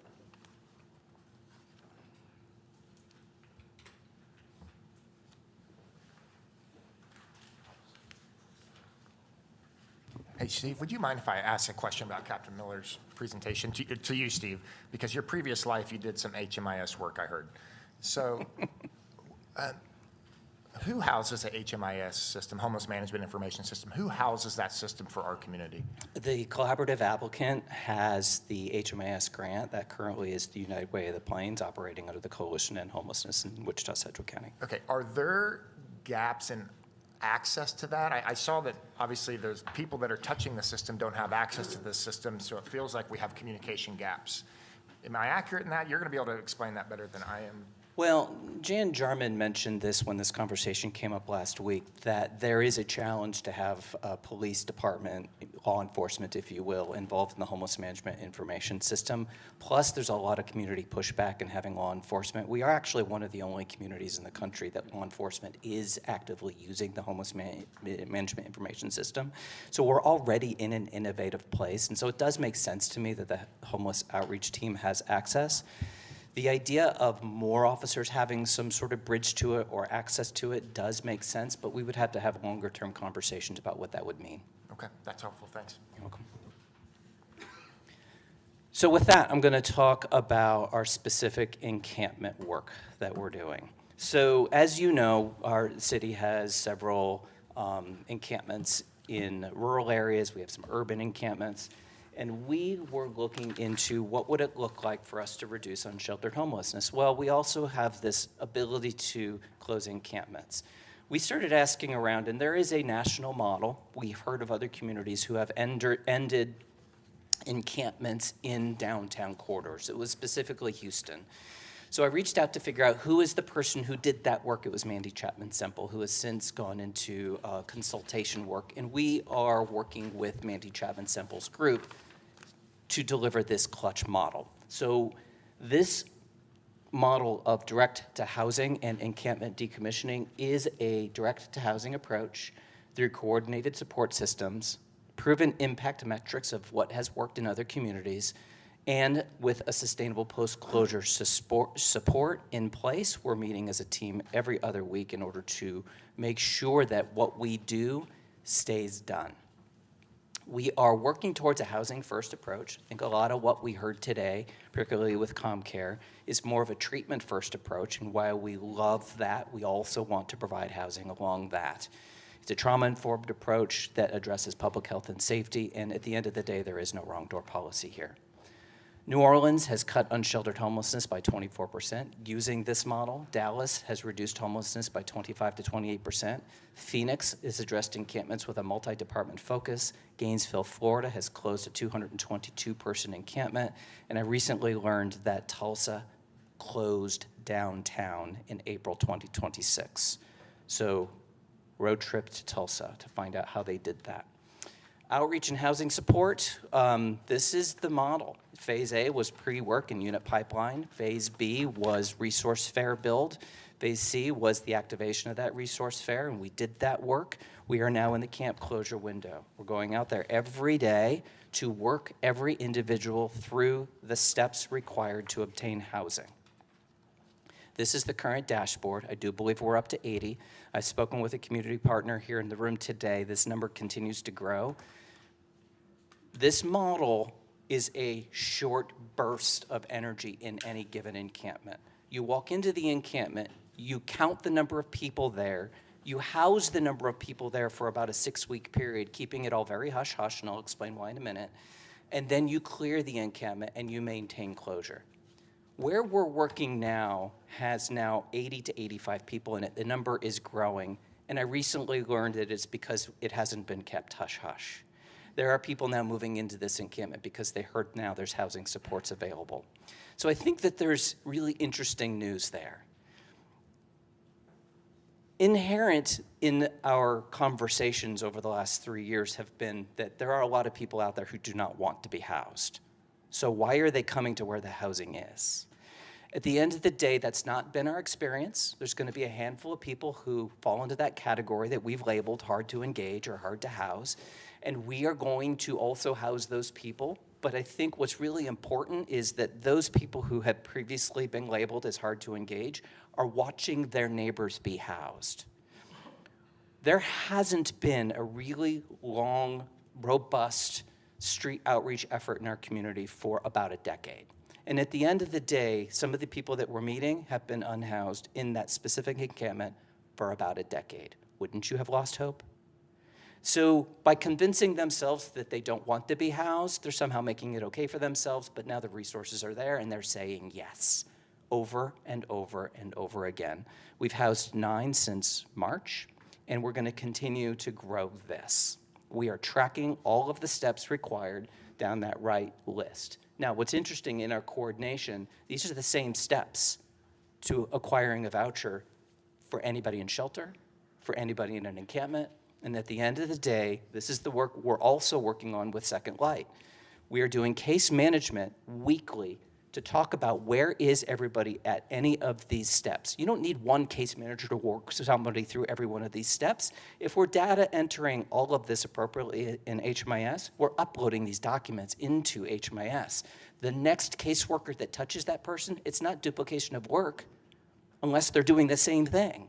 They're taking them to the next step. And at the end of that step, the client is housed. My magic wand, if I'm to answer that question with ComCare, and my work with Anna and Michelle over the last 6 weeks has been fantastic. Absolutely fantastic. I'm grateful for you both. Magic wand is also housing stabilization after they move in.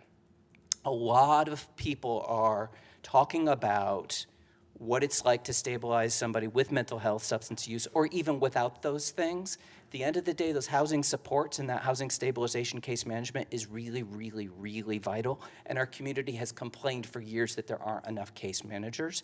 I think the CCBHC model lends itself to that. I think the community the community health worker model lends itself to that. And I'm going to be working with the ComCare and the county team in order to do that. We're currently exploring a current SAMHSA grant called the Streets Grant that will really integrate all of this. So we're really looking forward to these further collaborative conversations. Stabilization support services, strategies to prevent them from returning to homelessness. I'm going to have Parks and Rec come up and talk about what that means next. And we are, of course, in alignment with Housing First principles, but not housing only. We don't believe that putting somebody in housing and then not providing the supportive services after they move in, we do not believe that's a successful model. And so if you are applying for a voucher for the community from the Housing and Department of Community Services, we are asking you to provide that housing stabilization support to ensure that people don't fall back into homelessness. I'm going to introduce Reggie Davison, our park director. Good morning. I'm going to talk a little bit about once the encampments are actually cleared of the inhabitants, Parks and Rec team is deployed. And that transitioned to us in 2025. And as a result, the number of encampments doubled in 2025 as well. So twice as many encampments were cleared for a slightly lower cost in outsourcing. And the cleanup turnaround time frame was reduced from 14 to 21 days to an average of 3.5 days. So as part of us moving that internally, we were able to be a little bit more efficient, dedicated team that we have that's being more responsive and work directly with HOT to make sure that we get into those locations and have them cleared once they're identified. And Reggie, I said this on Tuesday when we had this discussion, but this is a success story that we're doing more with less money and a quicker rate. And so thank you for your work on this. And then the addition that isn't covered by this slide too, but also taking care of our employees and those cleaning up the encampment. For our colleagues across the aisle, across the street, previously, when we were outsourcing this, a lot of the contractors didn't have proper PPE, and so in housing this, we've been able to take care of our employees, also cleaning this up. So thank you, and I just wanted to highlight this as a huge success story.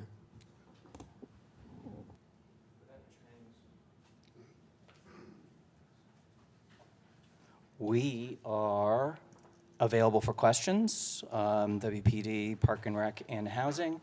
And then we are moving over back to the Wichita Police Department to talk about statistics, unless you have questions for us. So before I go into the statistics, I just wanted to comment real quick on the Broadway corridor area. If there are complaints coming in that area, I would be very interested in being part of those conversations and being a part of the solutions there. So before the end of this meeting, I will give you my contact information so that information can start being filtered to me. So moving on to the police department stats.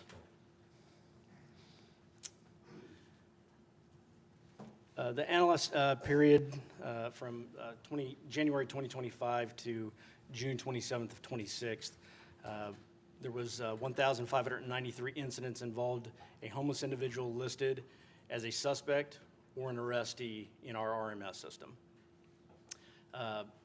WPD does not define what homelessness is. That is coming from the individual that the officer is dealing with at that moment in time. That also doesn't mean that in 3 weeks we have contact with the same individual again, that they're going to be unhoused. They could have an address at that point. So the most common offenses out of the 1593 number, 801 are trespasses, 198 cases involving drug equipment violations, 440 cases involving non-state reported crimes. Most of that is the unlawful camping. In all other offenses, 147 cases, the simple assaults, your shopliftings, drug and narcotics violations make up the 1593. So this is a concentrated map of unlawful camping cases since April 1 of 2025 to June 27th of 2026. This is a what they would call a subsection of subsection 40. It's basically 21 beat. This is 1st Street to 3rd Street from Broadway to Meade is what this is. It's just very much concentrated. If you would blow this map up, you would see all the cases. I believe, what was that? The 400 range, the 440 cases of the camping would be concentrated to this area here. Do you mind if I ask you a question? You don't have anything down there on the South Broadway area or the Narnia area or the out west or anything around the? These are the stats from our RMS. Okay. Thanks.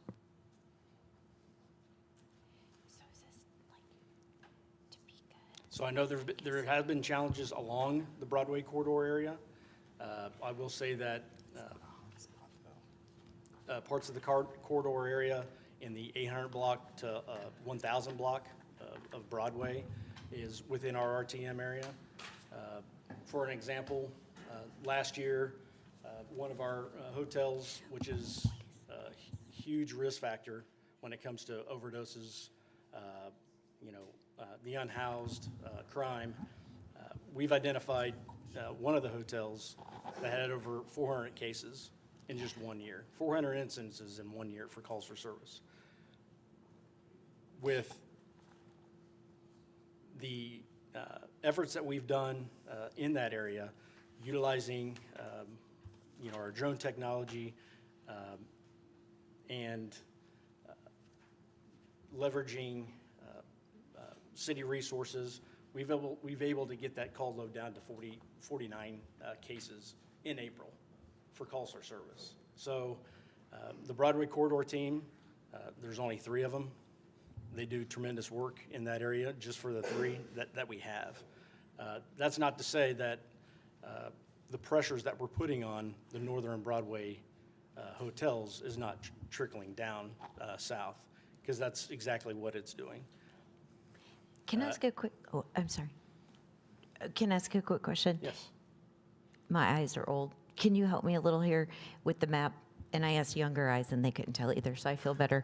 Like when you get the hot spots, especially, I'm curious what the west is. First of all, and can we get this like in a version so we can enlarge it and see what the streets are? Yes, That I would can be get with really the analyst helpful. and see if we can get But that blown up. what are like the green area? Like where is that? Yeah, so the east-west border is going to be from Broadway to Meade, and then the north and south is from First to Third. So Okay. it's a very, if you would blow it up, it would. So one Second Light, one Sims Park, one is Second and Topeka, I'm guessing, and Yes. then what's the? Can you go back to the? Yes. Thank you. Where Spangles is on Broadway? Okay. I was just curious, thank you. I have a question as well. So on this map, because these dots are all the same size, it's hard to understand if this is like, and some of the dots in the middle are kind of close together again, but I'm wondering, are some of these encampments like multiple people? And I think that the heat colors on here probably indicates how many dots are near each other, but it may not indicate how many days or how many people are involved in those encampments. Correct. Is there a way to look at this data maybe more, I would say maybe more like a bubble chart or bubble map would be another way of looking at this? Sure. Is the data available in like on a numerical table, like I look at it that way? I'd have to ask the analysts how they can produce that information for you. Okay, and then another thing is, since this is RMS, you mean City of Wichita RMS only, is that correct? Correct. Yes, sir. So we don't have data outside the City of Wichita? Correct. Okay.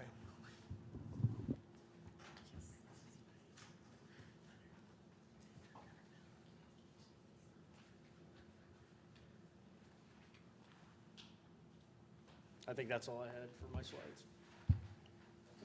Thank you. Council members, any questions?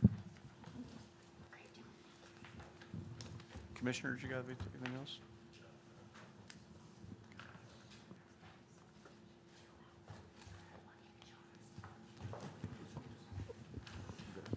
I have a couple questions. So it'd be nice to have like a summary table of what are the opportunities, what are the challenges we're facing as a community. I saw a lot of things, how we're doing things right now, great. But are we satisfied then, or where there's nothing for us to do? Or are there things we're concerned about that aren't maybe being handled the way we would like them? Again, me as just a citizen of this community, I'm not completely happy with how things are right now. I think there's opportunities, but where is that list of opportunities and those action items, or are we developing action items on who's going to do what?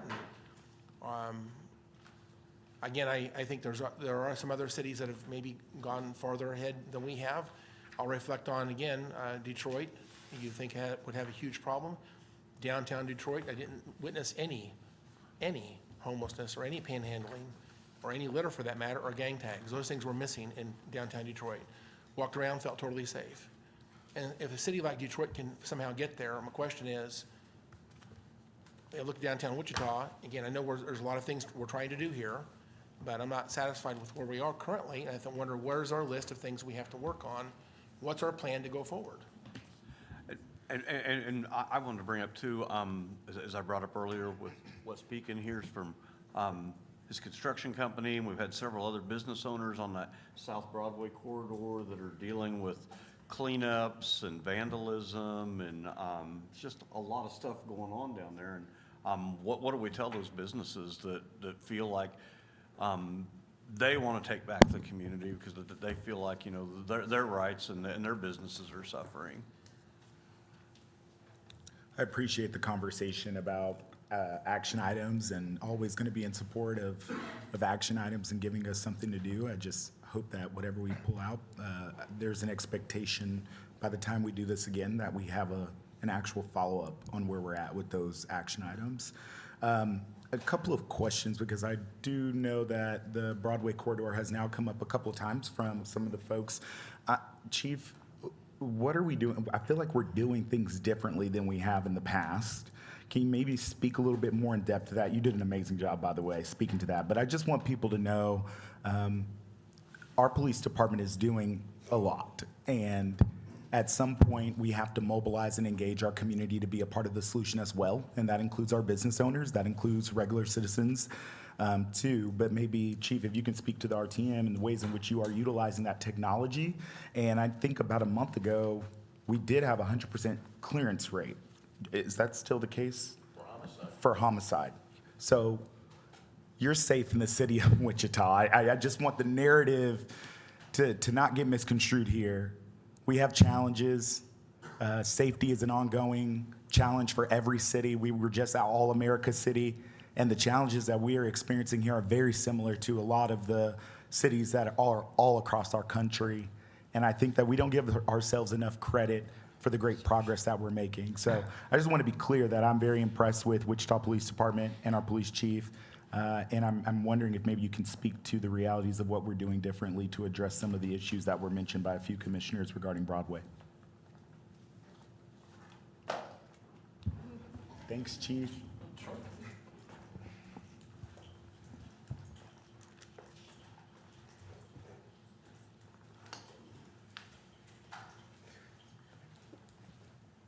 Well, first of all, communication is key and coordination.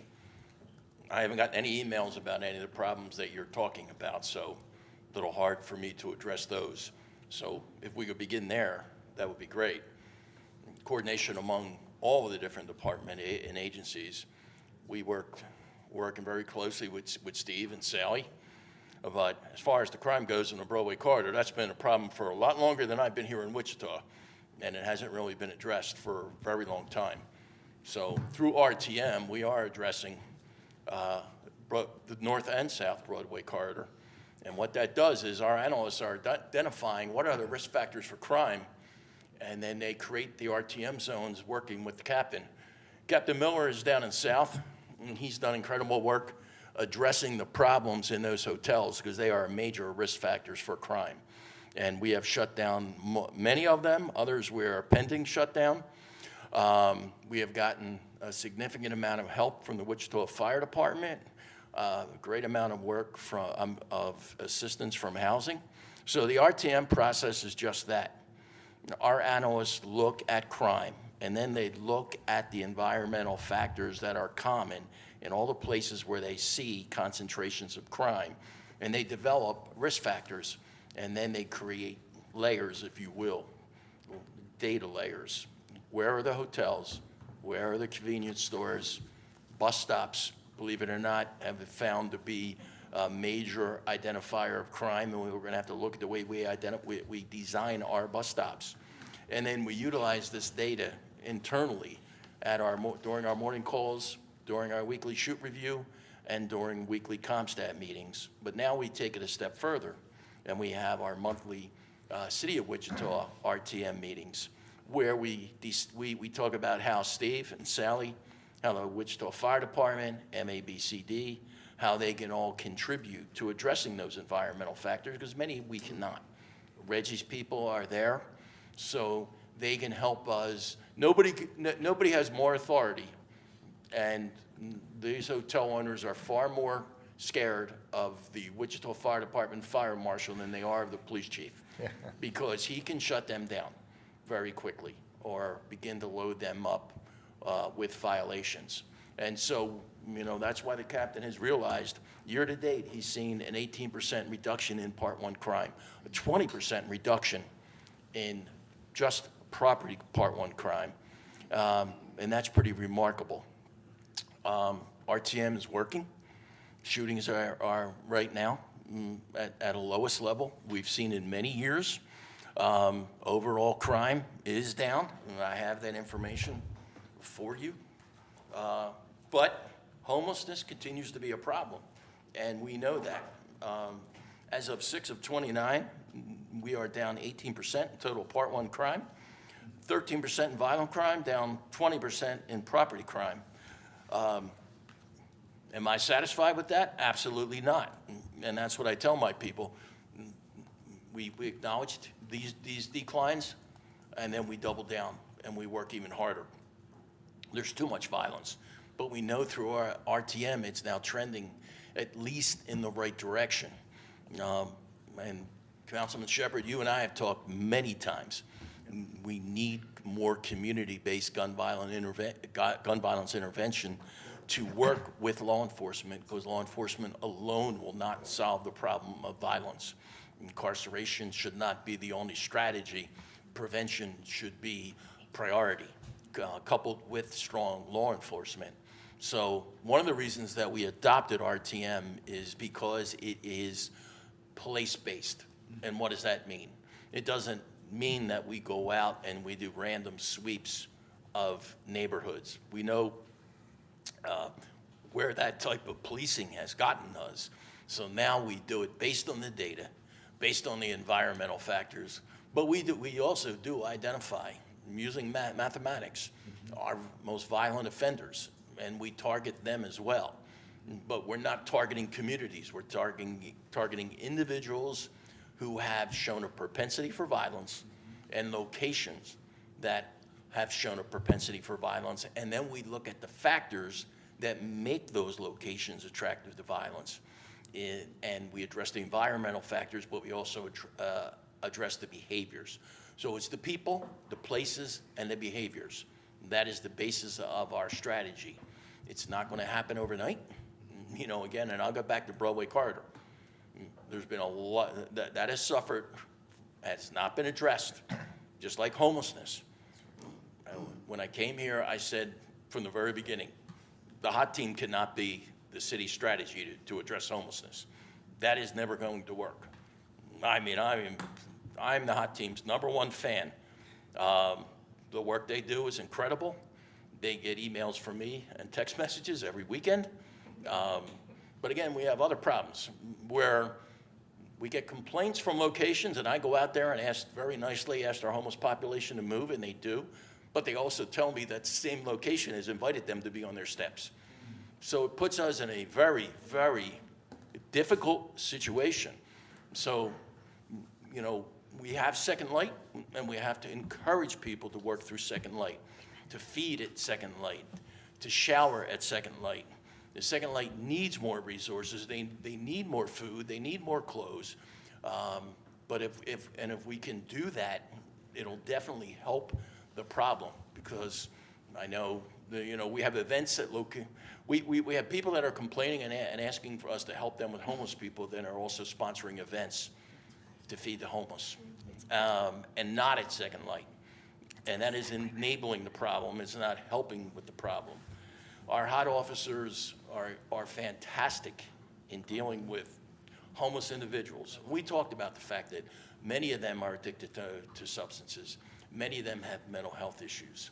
It takes it's very special police officers to be able to have those conversations in a way that does not result in a confrontation. And that is always my concern. And that is why I am a proponent of having Steve and Sally's people begin the conversation. Commissioner, you talked when people just refuse to accept help. And that is when I believe it's time for the HOT team to come in and do enforcement. But I also need a place to take people. I have my HOT officers very upset that we do not have an emergency shelter right now.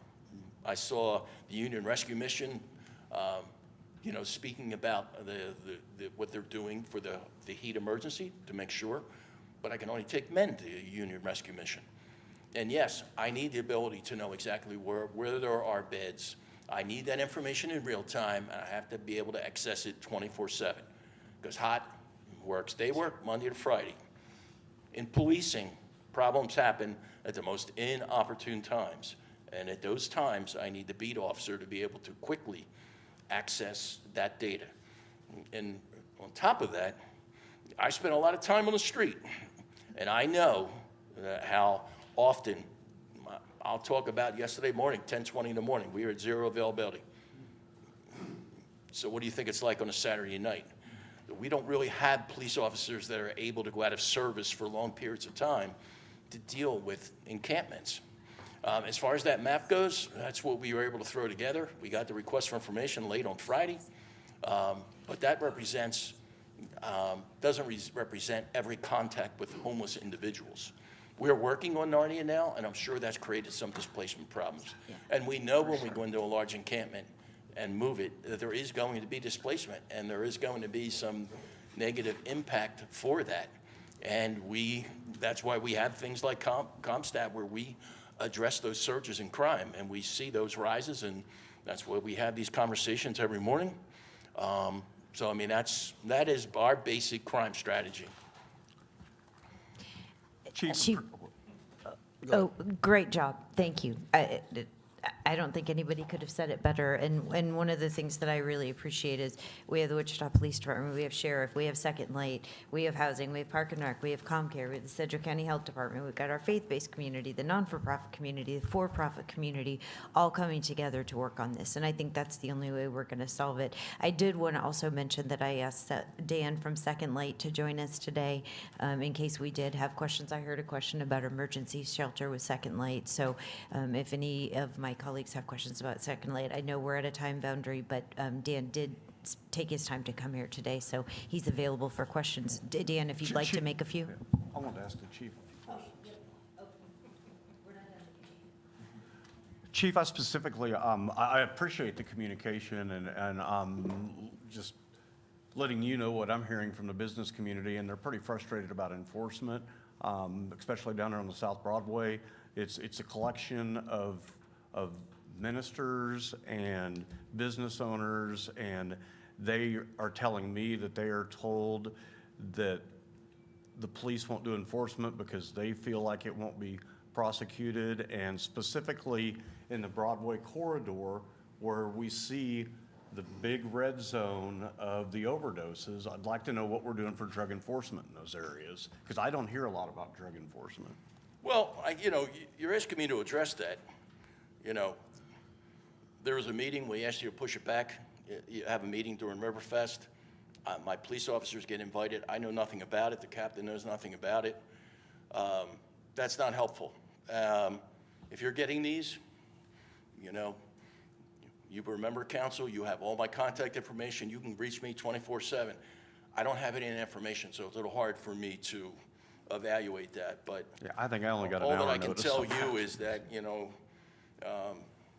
for the 5-year average, our arrest for Part 1 crimes is up 21%, and property crimes 37%. That's the 5-year average.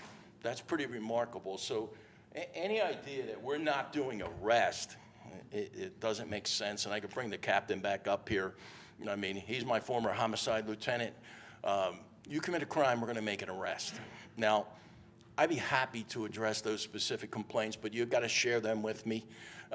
Maybe we have another meeting, and that gets scheduled through the chief's office. You just can't reach out to individual police officers, because the captain was running Riverfest. I was at Riverfest every single night. You got to help us out here. I'll make sure the right people are at that meeting. Captain Muma, who oversees the HOT team, he was away at SMIP at Harvard, the Senior Management Institute for Policing at Perf, taking a course. I value that training for my senior managers. So if we just could have pushed that back a week, we all could have been there, and I could be in a better position. I certainly want to hear their frustrations. I know Captain Miller does. We accept every invitation offered to us. So we'd be happy to come down there and hear all of that. We look forward to it. And I will double down and say, our police chief is in the community, engaging with multiple community groups, small and large. And I know that he's very responsive. So we'll take this offline and make sure that especially the next South Broadway corridor businesses and stakeholder meeting includes the chief and all the appropriate law enforcement leadership. So I think that that's where we just need to make sure that chief really is the point of contact. His office, he will engage with almost any group that wants to be part of the solution. And so I am very grateful to the chief, and I think offline we can have those conversations. I know that Howell, Blueball, and Glasscock, including Hoheisel, have been part of those conversations, but I really want the chief to be part of that conversation. So we'll take that one offline. Is that okay, Sure. Chief? Thank Yes, you. ma'am. And Chief, I do recognize what you've done for this city, and I was on the council whenever you came here, and greatly appreciated of what you've done. And glad the city made the right choice in hiring the right man, and you're going to continue to do the right thing. Very for happy to be Wichita. here. Thank you.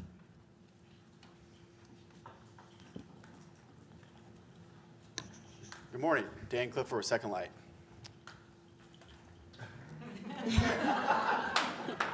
With that, I'll stand for questions.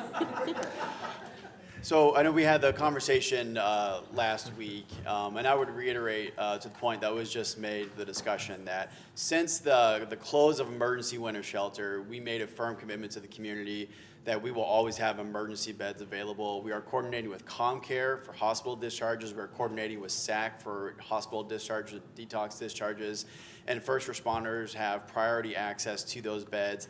At any point, folks can stay longer than our typical night to night to help them stabilize.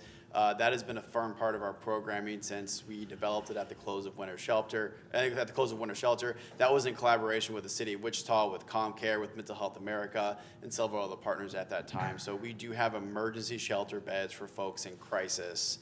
And I do want to delineate the difference between an individual at an encampment that wants to come to shelter has to go through normal channels. But if an individual is in an encampment and there is a threat to their safety, if they're being trafficked, if they're having a mental health crisis and are coordinating with ComCare crisis, we have emergency beds, and that is our commitment to our community to always be responsive and to have that as a core function of our role here in Wichita. I have a quick question.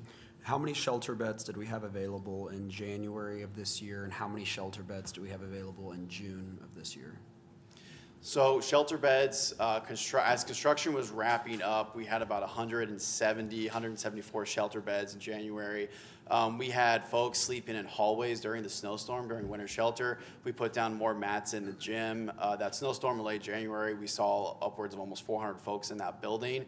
That is not sustainable for day-to-day operations.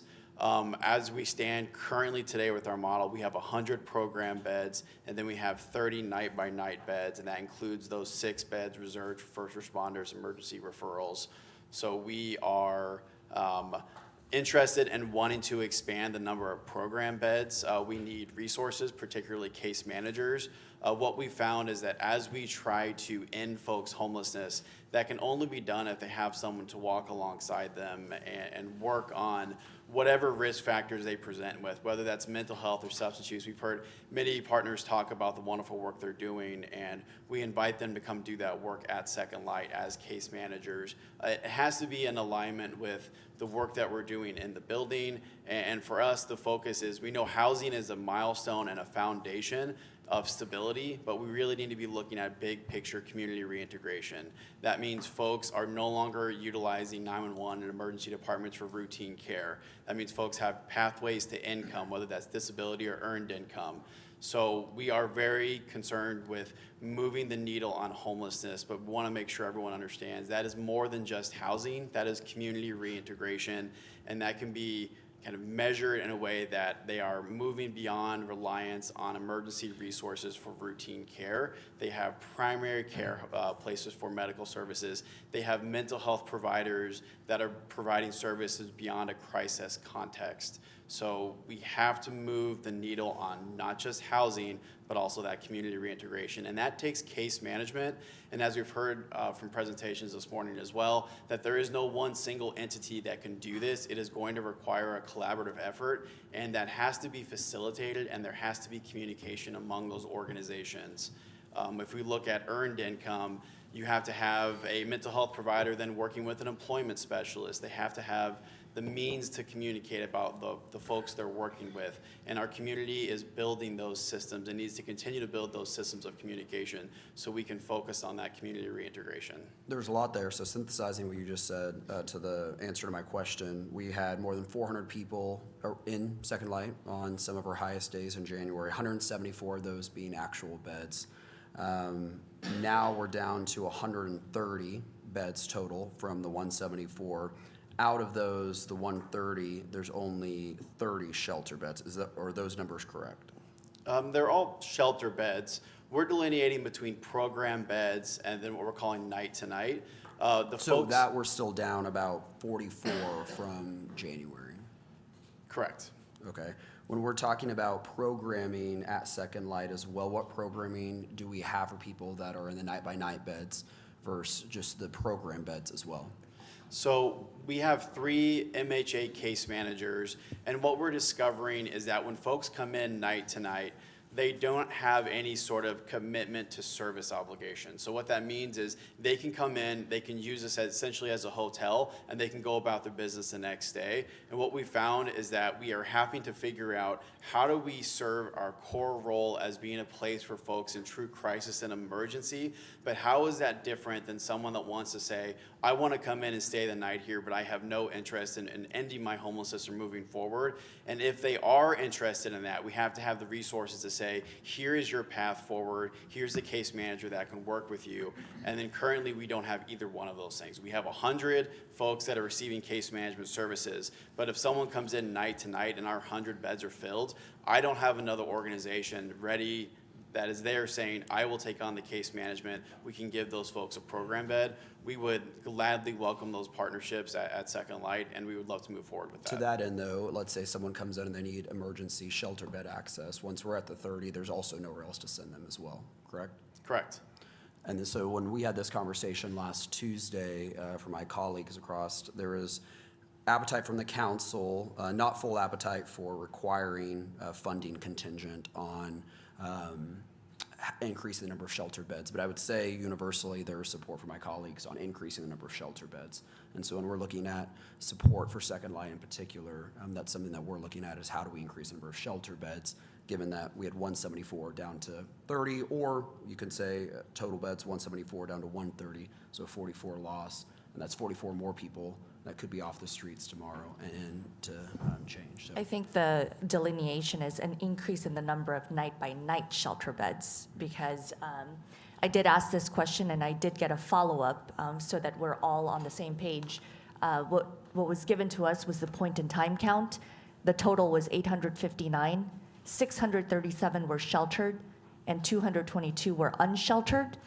And I asked this question of Matt on that very day of the point-in-time count, how many people were at Second Light. So that number was 307.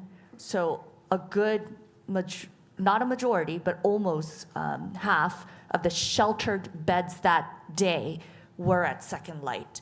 So number one, I want to say thank you to Second Light for making sure that on the point-in-time count, you went over capacity. It was at 307.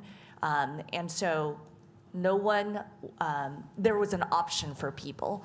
And I think what I have heard from this council, even from last week's workshop meeting, is how can we get to the point where we do have more night-by-night shelter beds available, not just 30. And I know that there are only 170 total beds available, but is there an opportunity to make night-by-night sheltering not beds, but rather maybe that gym area be an open space? We're trying to think of ways to incentivize an individual to go into the program beds that have case management, because the point is that you'll only be in program beds for a limited number of weeks. I know that last week you mentioned that there's even one individual that has been there for 2 years. And that is not the intention of program beds, nor the intention of Second Light. But how do we unlock that opportunity for people to get that, I guess, again, it's an incentive to get a program bed if night-by-night sheltering is not a bed itself, but rather it's that gym area. Can you kind of address that for us? Sure. So I think it's important to be mindful of the physical structure of the building. This is a 100-year-old school that was converted to a homeless shelter. So there are constraints to the actual space. And during winter shelter, particularly during severe winter weather, we know we have an obligation, and we're happy to shelter those individuals to keep them from freezing to death. But when that happens, we are looking at a crisis in the building, and staff are overwhelmed, even with the support with ComCare, with Mental Health America staff. There are simply too many people that are too complex needs to be able to respond effectively. And what we found ourselves and what we hear from our current case managers, that even with 30 night-to-night folks in the building, those folks come in needing support and assistance, and that pulls resources away from the folks that are there saying, I am willing to put the work in to end my homelessness. I just need a little bit of guidance and a little bit of help. And so when we think about the role of Second Light and kind of the functioning in this system, I think a good comparison would be like an emergency department. There's a reason we don't have the emergency department as the primary healthcare system in our country or in our community. It is there for a particular role, but when we look at traditional pathways to health and stability, we have primary care and we have a variety of other services. So Second Light and our programming can be considered kind of the service model to help people permanently end their homelessness through not just housing, but then that long-term goal of community reintegration. And if you start to put too many people in the building at once, particularly those that don't have a service obligation because they're there in a night-to-night situation, then it can really start to pull resources away from the people that are there saying, I want help, I want to end my homelessness, I don't want to use the emergency department, I want to have a primary care physician, I want to have a job, I just need help getting there. With the limited resources in the building, it's really hard to do both those things at the same time. Now, in the context of a severe winter weather, we're happy to be that space to keep people safe and warm and alive. But if that was our year-round operating model, it would be very difficult for Second Light to be outcome-driven, which is what we feel our commitment is to the community, which is moving the needle on homelessness by getting people housed and successfully reintegrated into our community permanently. To Commissioner Howell's point, I don't have any other questions, so maybe some of my colleagues might have questions for you. But if not, to Commissioner Howell's point about how do we have this conversation actually move to action and what are we looking at doing, a majority of the encampment cleanup is on the backs of Wichita and our institution. I know that we're partnering a lot when it comes to mental health, but almost all the cleanups and all the encampment enforcements comes to us. I know that when we talked to Commissioner Blubaugh, Commissioner Wise, we talked about hazardous waste. The county's in charge of hazardous waste.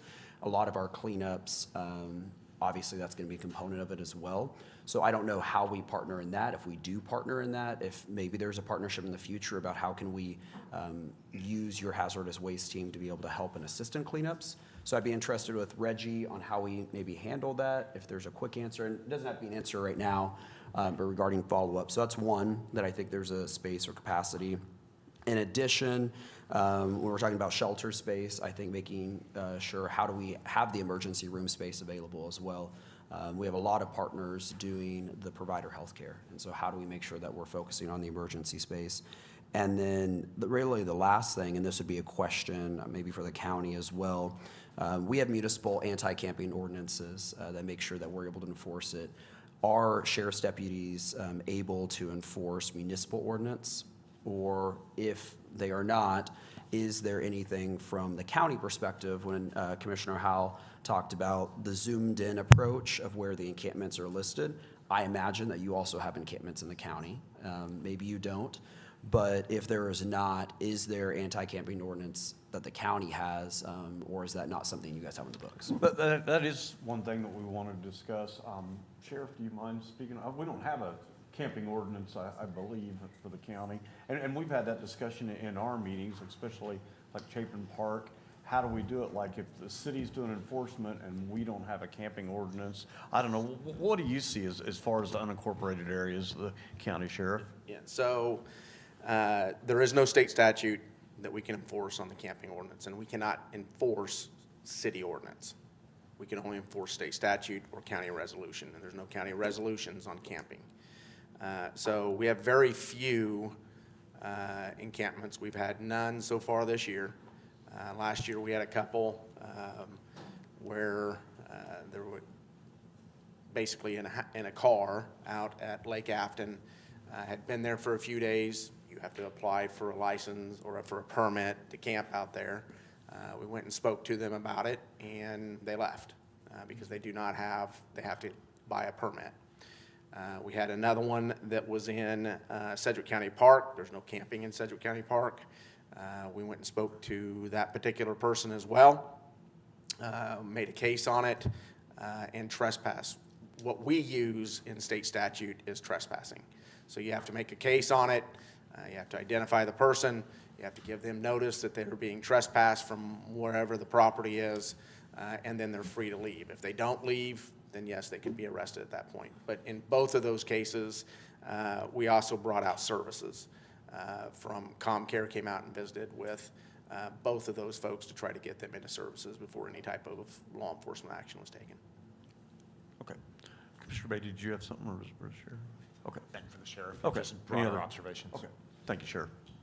And I'm happy to give some broader observations. I think that this has been really helpful. I appreciate what Maggie's comment about acknowledging things that are good that's happening in our system, because there are some things that are happening that are really good. I would venture to say that 80% of people touch point with homelessness. The systems work. People come into homelessness, and it's brief, it's non-reoccurring. I have two major concerns, though. The first concern is that there is a subset of our population that we're just simply calling hardest to engage, that they can't sustain housing, whether it's severe persistent mental illness, or it's debilitating drug addiction, or it's intellectual or developmental disability. And we have no real clear answers for how to bring the supports to this population that cannot sustain housing. And my fear is this subset of the population is growing. And that's what we're seeing a lot in some of these areas that we're most concerned about, is this subset. And we've had some pilot studies and other things that are suggestive that even giving them traditional housing, traditional homelessness resources and support, it doesn't sustain. So we've got to come up with a better solution for this. And that has to have state involvement and KDAD's involvement. There has to be a broader conversation. The second thing is, I think we have to be very honest with our community about the inputs that are coming into the system, and we simply are not scaling the system that is proven to be successful. We're not scaling the system fast enough.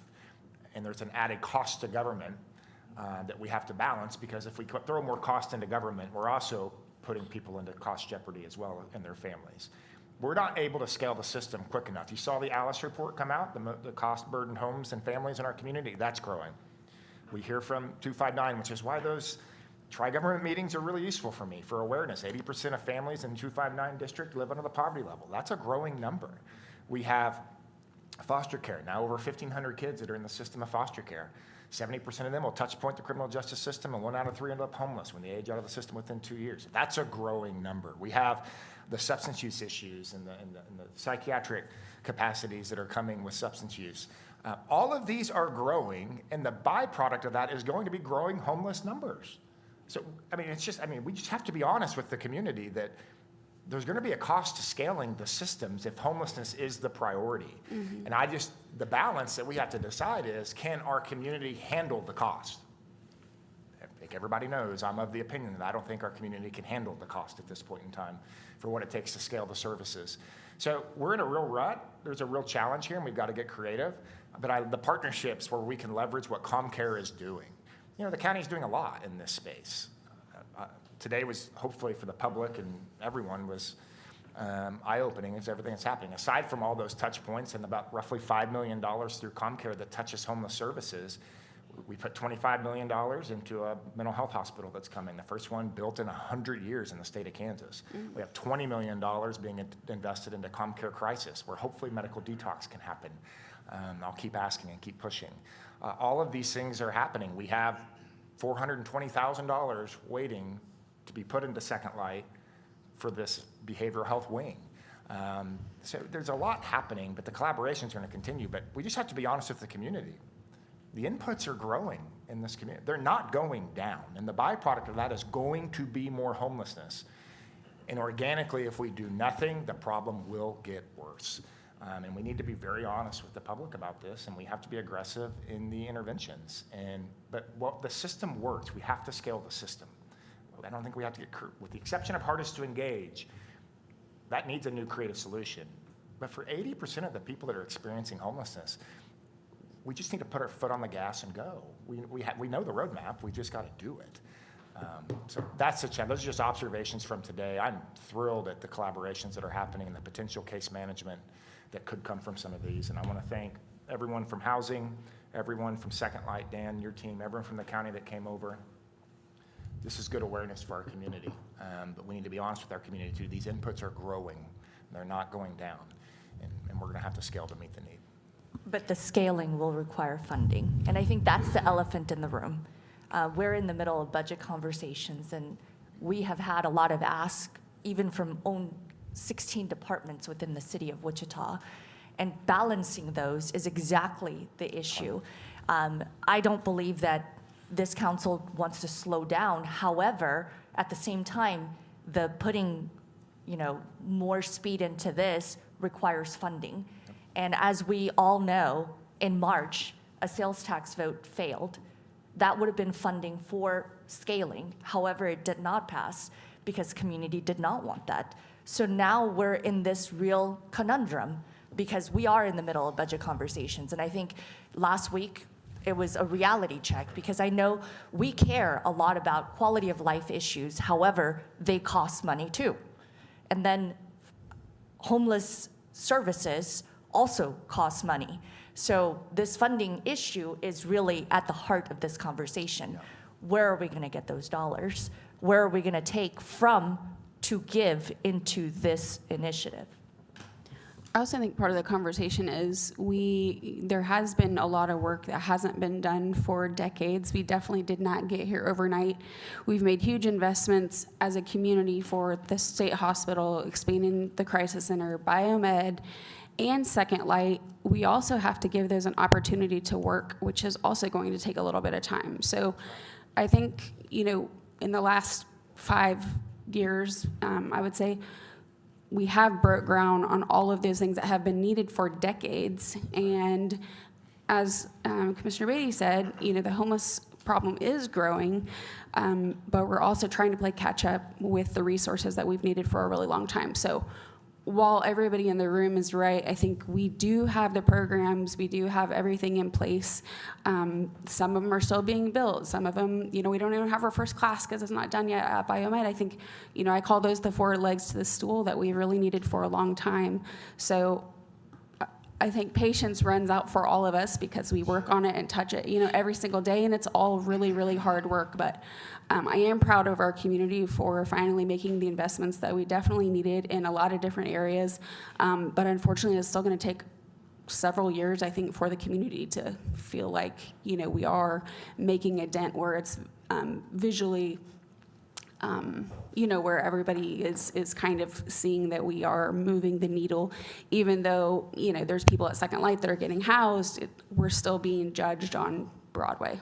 So some of those areas. So thank you for all of the work. I know we still have a long ways to go, but we're definitely making progress. I'd like to make a couple comments if that's okay. So again, I think simpler government is best, and I think that the county's doing things that are unique and different than the city does.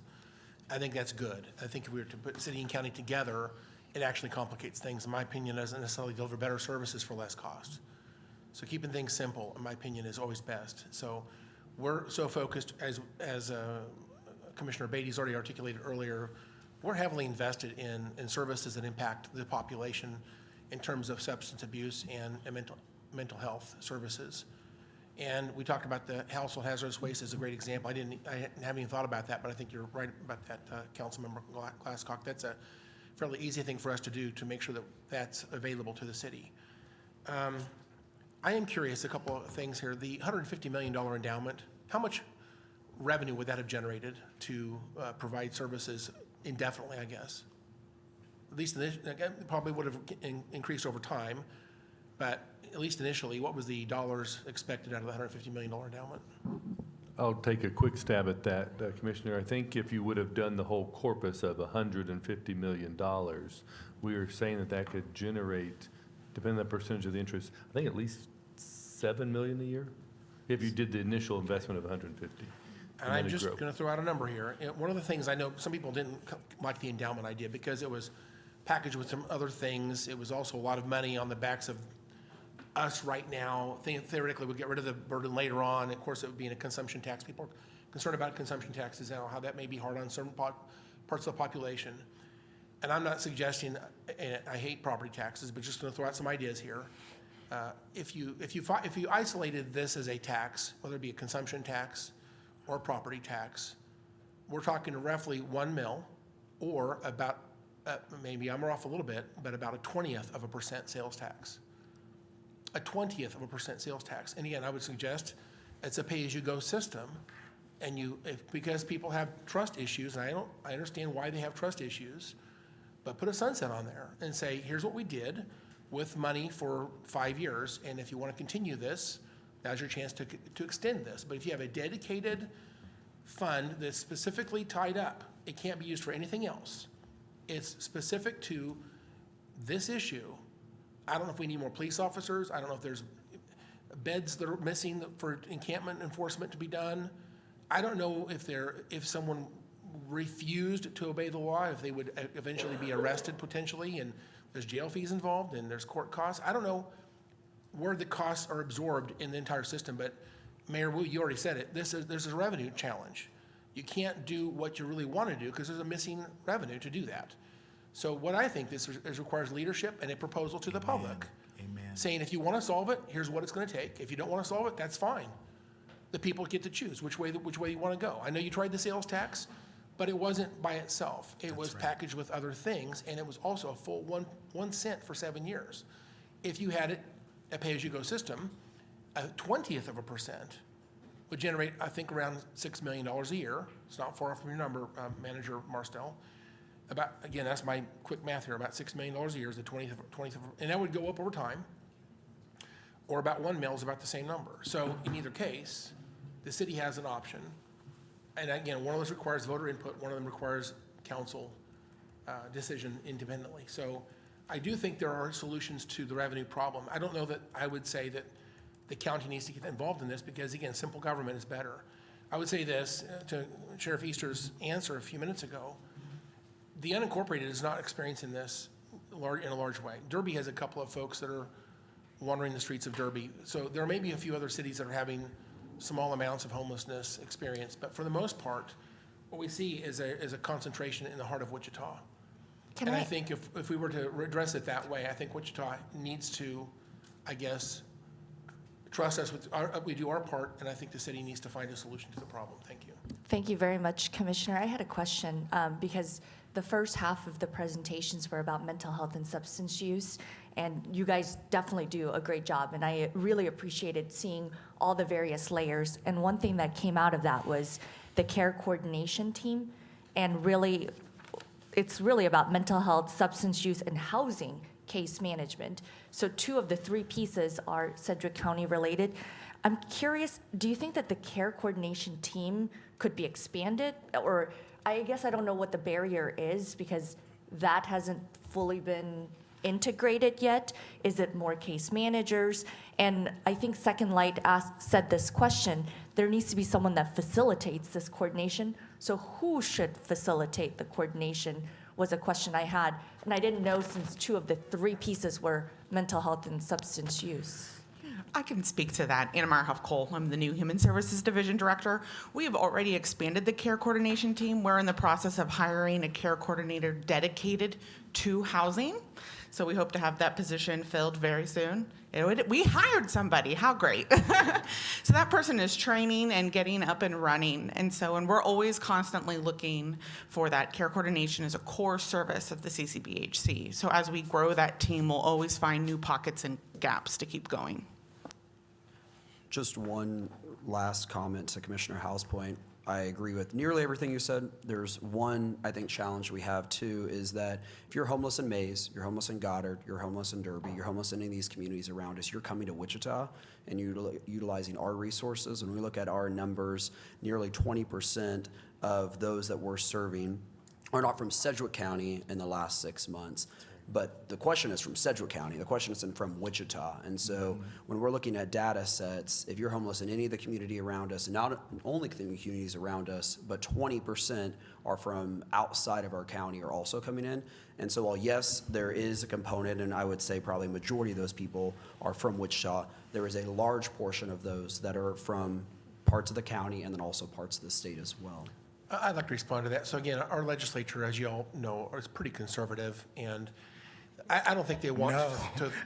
I don't think they want to throw money at, like, for example, building tiny homes or something like that. I think they're going to really react to something like that type of a solution. But if you can prove to them that they have an effective program that gets people out of homelessness and gets them back into housing and employment and productive citizenship, if you will, I think they're interested in that. Now, we had a recommendation a couple of years ago that we were asking them for a couple $1 million to actually help fund Second Light's inception, and that got caught up in a lot of politics and got killed in the process.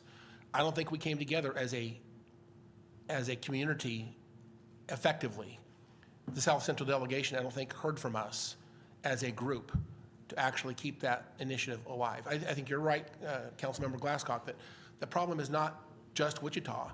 It is actually people come from actually even outside of Kansas coming here because they find out there are services being provided, or they find out there's something here that brings them in, but they're coming from even outside of our state. And so is it fair to Wichitans to fund this completely on their own? I hear the point. I don't know that the county is the right level either. I think the state is more appropriate, and maybe there's even federal grants. But at the end of the day, whatever we earmark money for has to be deliverables, has to be verification, has to be performance measures, has to be verified that we're actually solving the problem efficiently, and it actually is solving the problem. Right now, again, I mentioned the word distrust a minute ago. Right now, there's a lot of ideas on how we solve this problem. And if we start doing things that frankly are never going to be accepted by this legislature, we're never going to get anywhere. And at the end of the day, they didn't have certainty of exactly what we were proposing. Why are we asking for money? What's it going to do? Are we actually solving a problem, or are we simply just growing government? And I see why they killed it, because our messaging wasn't very good, frankly. We did not do a good job coming together, explaining to them how we can assure them this is in their best interest. We're actually going to maybe save taxpayer money by investing on the front end and create more people employed. That money comes back right back into the government again when people actually have income taxes and have sales taxes that they're spending in the community. They've got to be employed and have to be productive. Actually solving the problem is in the best interest of the government. Commissioner Howell, I just want to say thank you for your comments. I really appreciate one of the things that you said, which resonates with me, is that it's a leadership challenge. It's a leadership problem. And I think Commissioner Beatty, one of the things that I've learned a lot from Commissioner Beatty and just watching him lead over the years, but it's a matter of political will, community will, and how do we come together to help solve some of these challenges. And I think that there are many barriers that stand in the way of us making difficult challenges. And one of those barriers is we have to recognize that we can't make decisions based upon our next 4 years or whether or not it's going to be popular. We have to make the best decision for the community given the information that we have at the time. And there's a lot of data here today that tells us that we are in the middle of a crisis. And unless we work together and work collaboratively and not worry about who's going to get the win, who's going to take on the majority of the work, just solve the challenge for the most vulnerable, I think we need to work that way. And Kansas Health Foundation is a great example. They did a Health Rise conference maybe 3 years ago, and the vision was casted to move us up from, I think it was 29th in the country. We used to be top 5 in leading health for the country.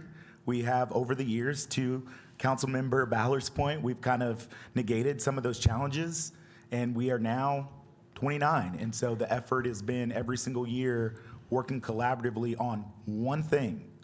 This year's upward mobility. So how do we get all of the entire state of Kansas to focus on how we create stronger economic mobility for everybody? So hopefully we can find one issue that we can collaborate on. I don't know if it's mental health, I don't know if it's housing, I don't know if it's homelessness, but if we can just come together and focus on one thing at a time, that would be helpful.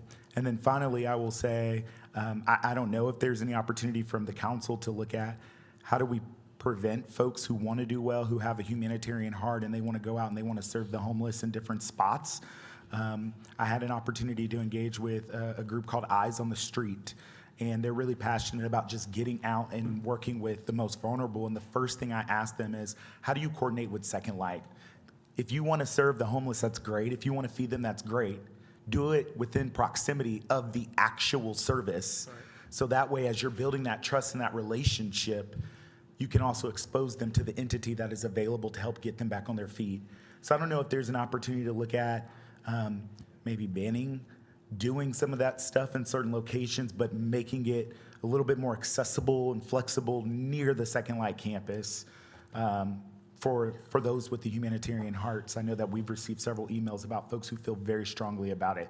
And I don't want to get in the way of them doing that. We need community stepping up. I also want to make sure it's done in a coordinated way. So I am 100% with you, and I think that is a perfect ask of the city manager, because I think you have support from even community members. The chief mentioned there's a church that literally reached out to us saying it has gotten out of control, but we do help. So let's do that help closest to where the services are, the full services. And so I am very much in favor of something that would ban in certain areas so that it encourages people to go to the areas where there is support and coordinated support. That is the missing piece. It's not just about providing the need, the immediate need, but a connection to the coordinated services. In addition, I understand that the council received this. I don't know if the rest of the community received this, but we got the memo regarding the city budget town hall feedback. And every district, and I'm going to tell you the top two for every district, 1 through 6, the 2 priorities were affordable housing and homelessness. Affordable housing, homelessness. Affordable housing, homelessness. It was down the list, exactly the same. So I really do appreciate Commissioner Howell speaking about one single issue and really just focusing our energy on one single thing versus, and I think Councilmember Shepherd spoke to that too, that may be the way forward because, again, I have the privilege of being on the board of Second Light with Councilmember Ballard and Commissioner Beatty, and funding is the issue and funding is the challenge. I'd like to make one other comment. Again, I might be by myself on the next comment here, so please understand. Maybe I'm crazy, but I'm reflecting on 2 books. One of them is James Dobson talks about love must be tough, and he talks about tough love as a principle. Another book that I've read numerous times is called Toxic Charity. We want people to have love of this community and receive the things they need. But these things, encouragement and compassion and services is the solution. Some people don't want to go that direction. And again, for those that don't want to participate in the help we're trying to give them to come up and out of this place, we don't want anybody living on the streets of Wichita or in Sedgwick County for that matter. That's not compassion. They may feel like that's what they want to do. And again, to the point that that's what they reject the offer, I think that's where love gets tough. There has to be consequences for encampments, frankly, and again, just moving them from place to place isn't an answer, is not really a long-term answer. There has to be enforcement that actually makes it punitive to some level. Again, is it because I want to be mean? No, because I want to encourage them to get the help they want. So it's coupled. There's 2 strategies that work side by side. The standards have to be high, and there has to be consequences for breaking the laws. And if I understand correctly, I look at our legal people, I believe there have to be beds available for us to actually have year-round enforcement. There has to be beds available at all times for that to happen. So that's a challenge, but I think that the enforcement is really not to be mean. The enforcement is to encourage them to get the help they want, or the help they need, actually. They may not even really want help, but they're not necessarily understanding what's better for them. And at the end of the day, it's almost like, again, as a parent with a child, they don't understand what's good for them, but we give them what's good for them. Sometimes they don't like it. But at the end of the day, it comes with, you encourage them on one side and you penalize them on the other side. Both of those are coupled together to move them in the right direction. It is compassion, it is love. Government's not necessarily good at compassion, but as we develop our strategies around this entire topic, it includes both sides of the equation. And I'm afraid that a lot of us are looking at we're encouraging them with help, but we don't have necessarily the other side of that to actually maybe encourage them another way. There's got to be penalties if they don't want to participate. At the end of the day, again, I'll go back to my Detroit example. I don't know how they did it, but they've done it. And again, I think at the end of the day, I know that Mike Hoheisel and I visited the Haven for Hope down in San Antonio. Many of you have visited there. They still have a bit of a homeless problem down in San Antonio. It's not really solved entirely. They're offering the help side. I don't think there's a punitive side. I think you have to have both to truly solve this problem. I don't want to be mean, I want to be loving, but at the end of the day, they need a little bit of encouragement sometimes. Thanks. Maybe Justice Together is a starting point where we could talk to the faith-based community to see which groups are down there and see if they would be able to help us communicate to groups to really encourage them to move towards Second Light. Like, you want to make sandwiches? Great. Take your sandwiches to Second Light. Everybody at Second Light would love a sandwich. Or maybe they're just like a hub that we could visit with to try to see if they could help spread the word to minimize the feedings at other random parking lots. And I think that could also help with the trash.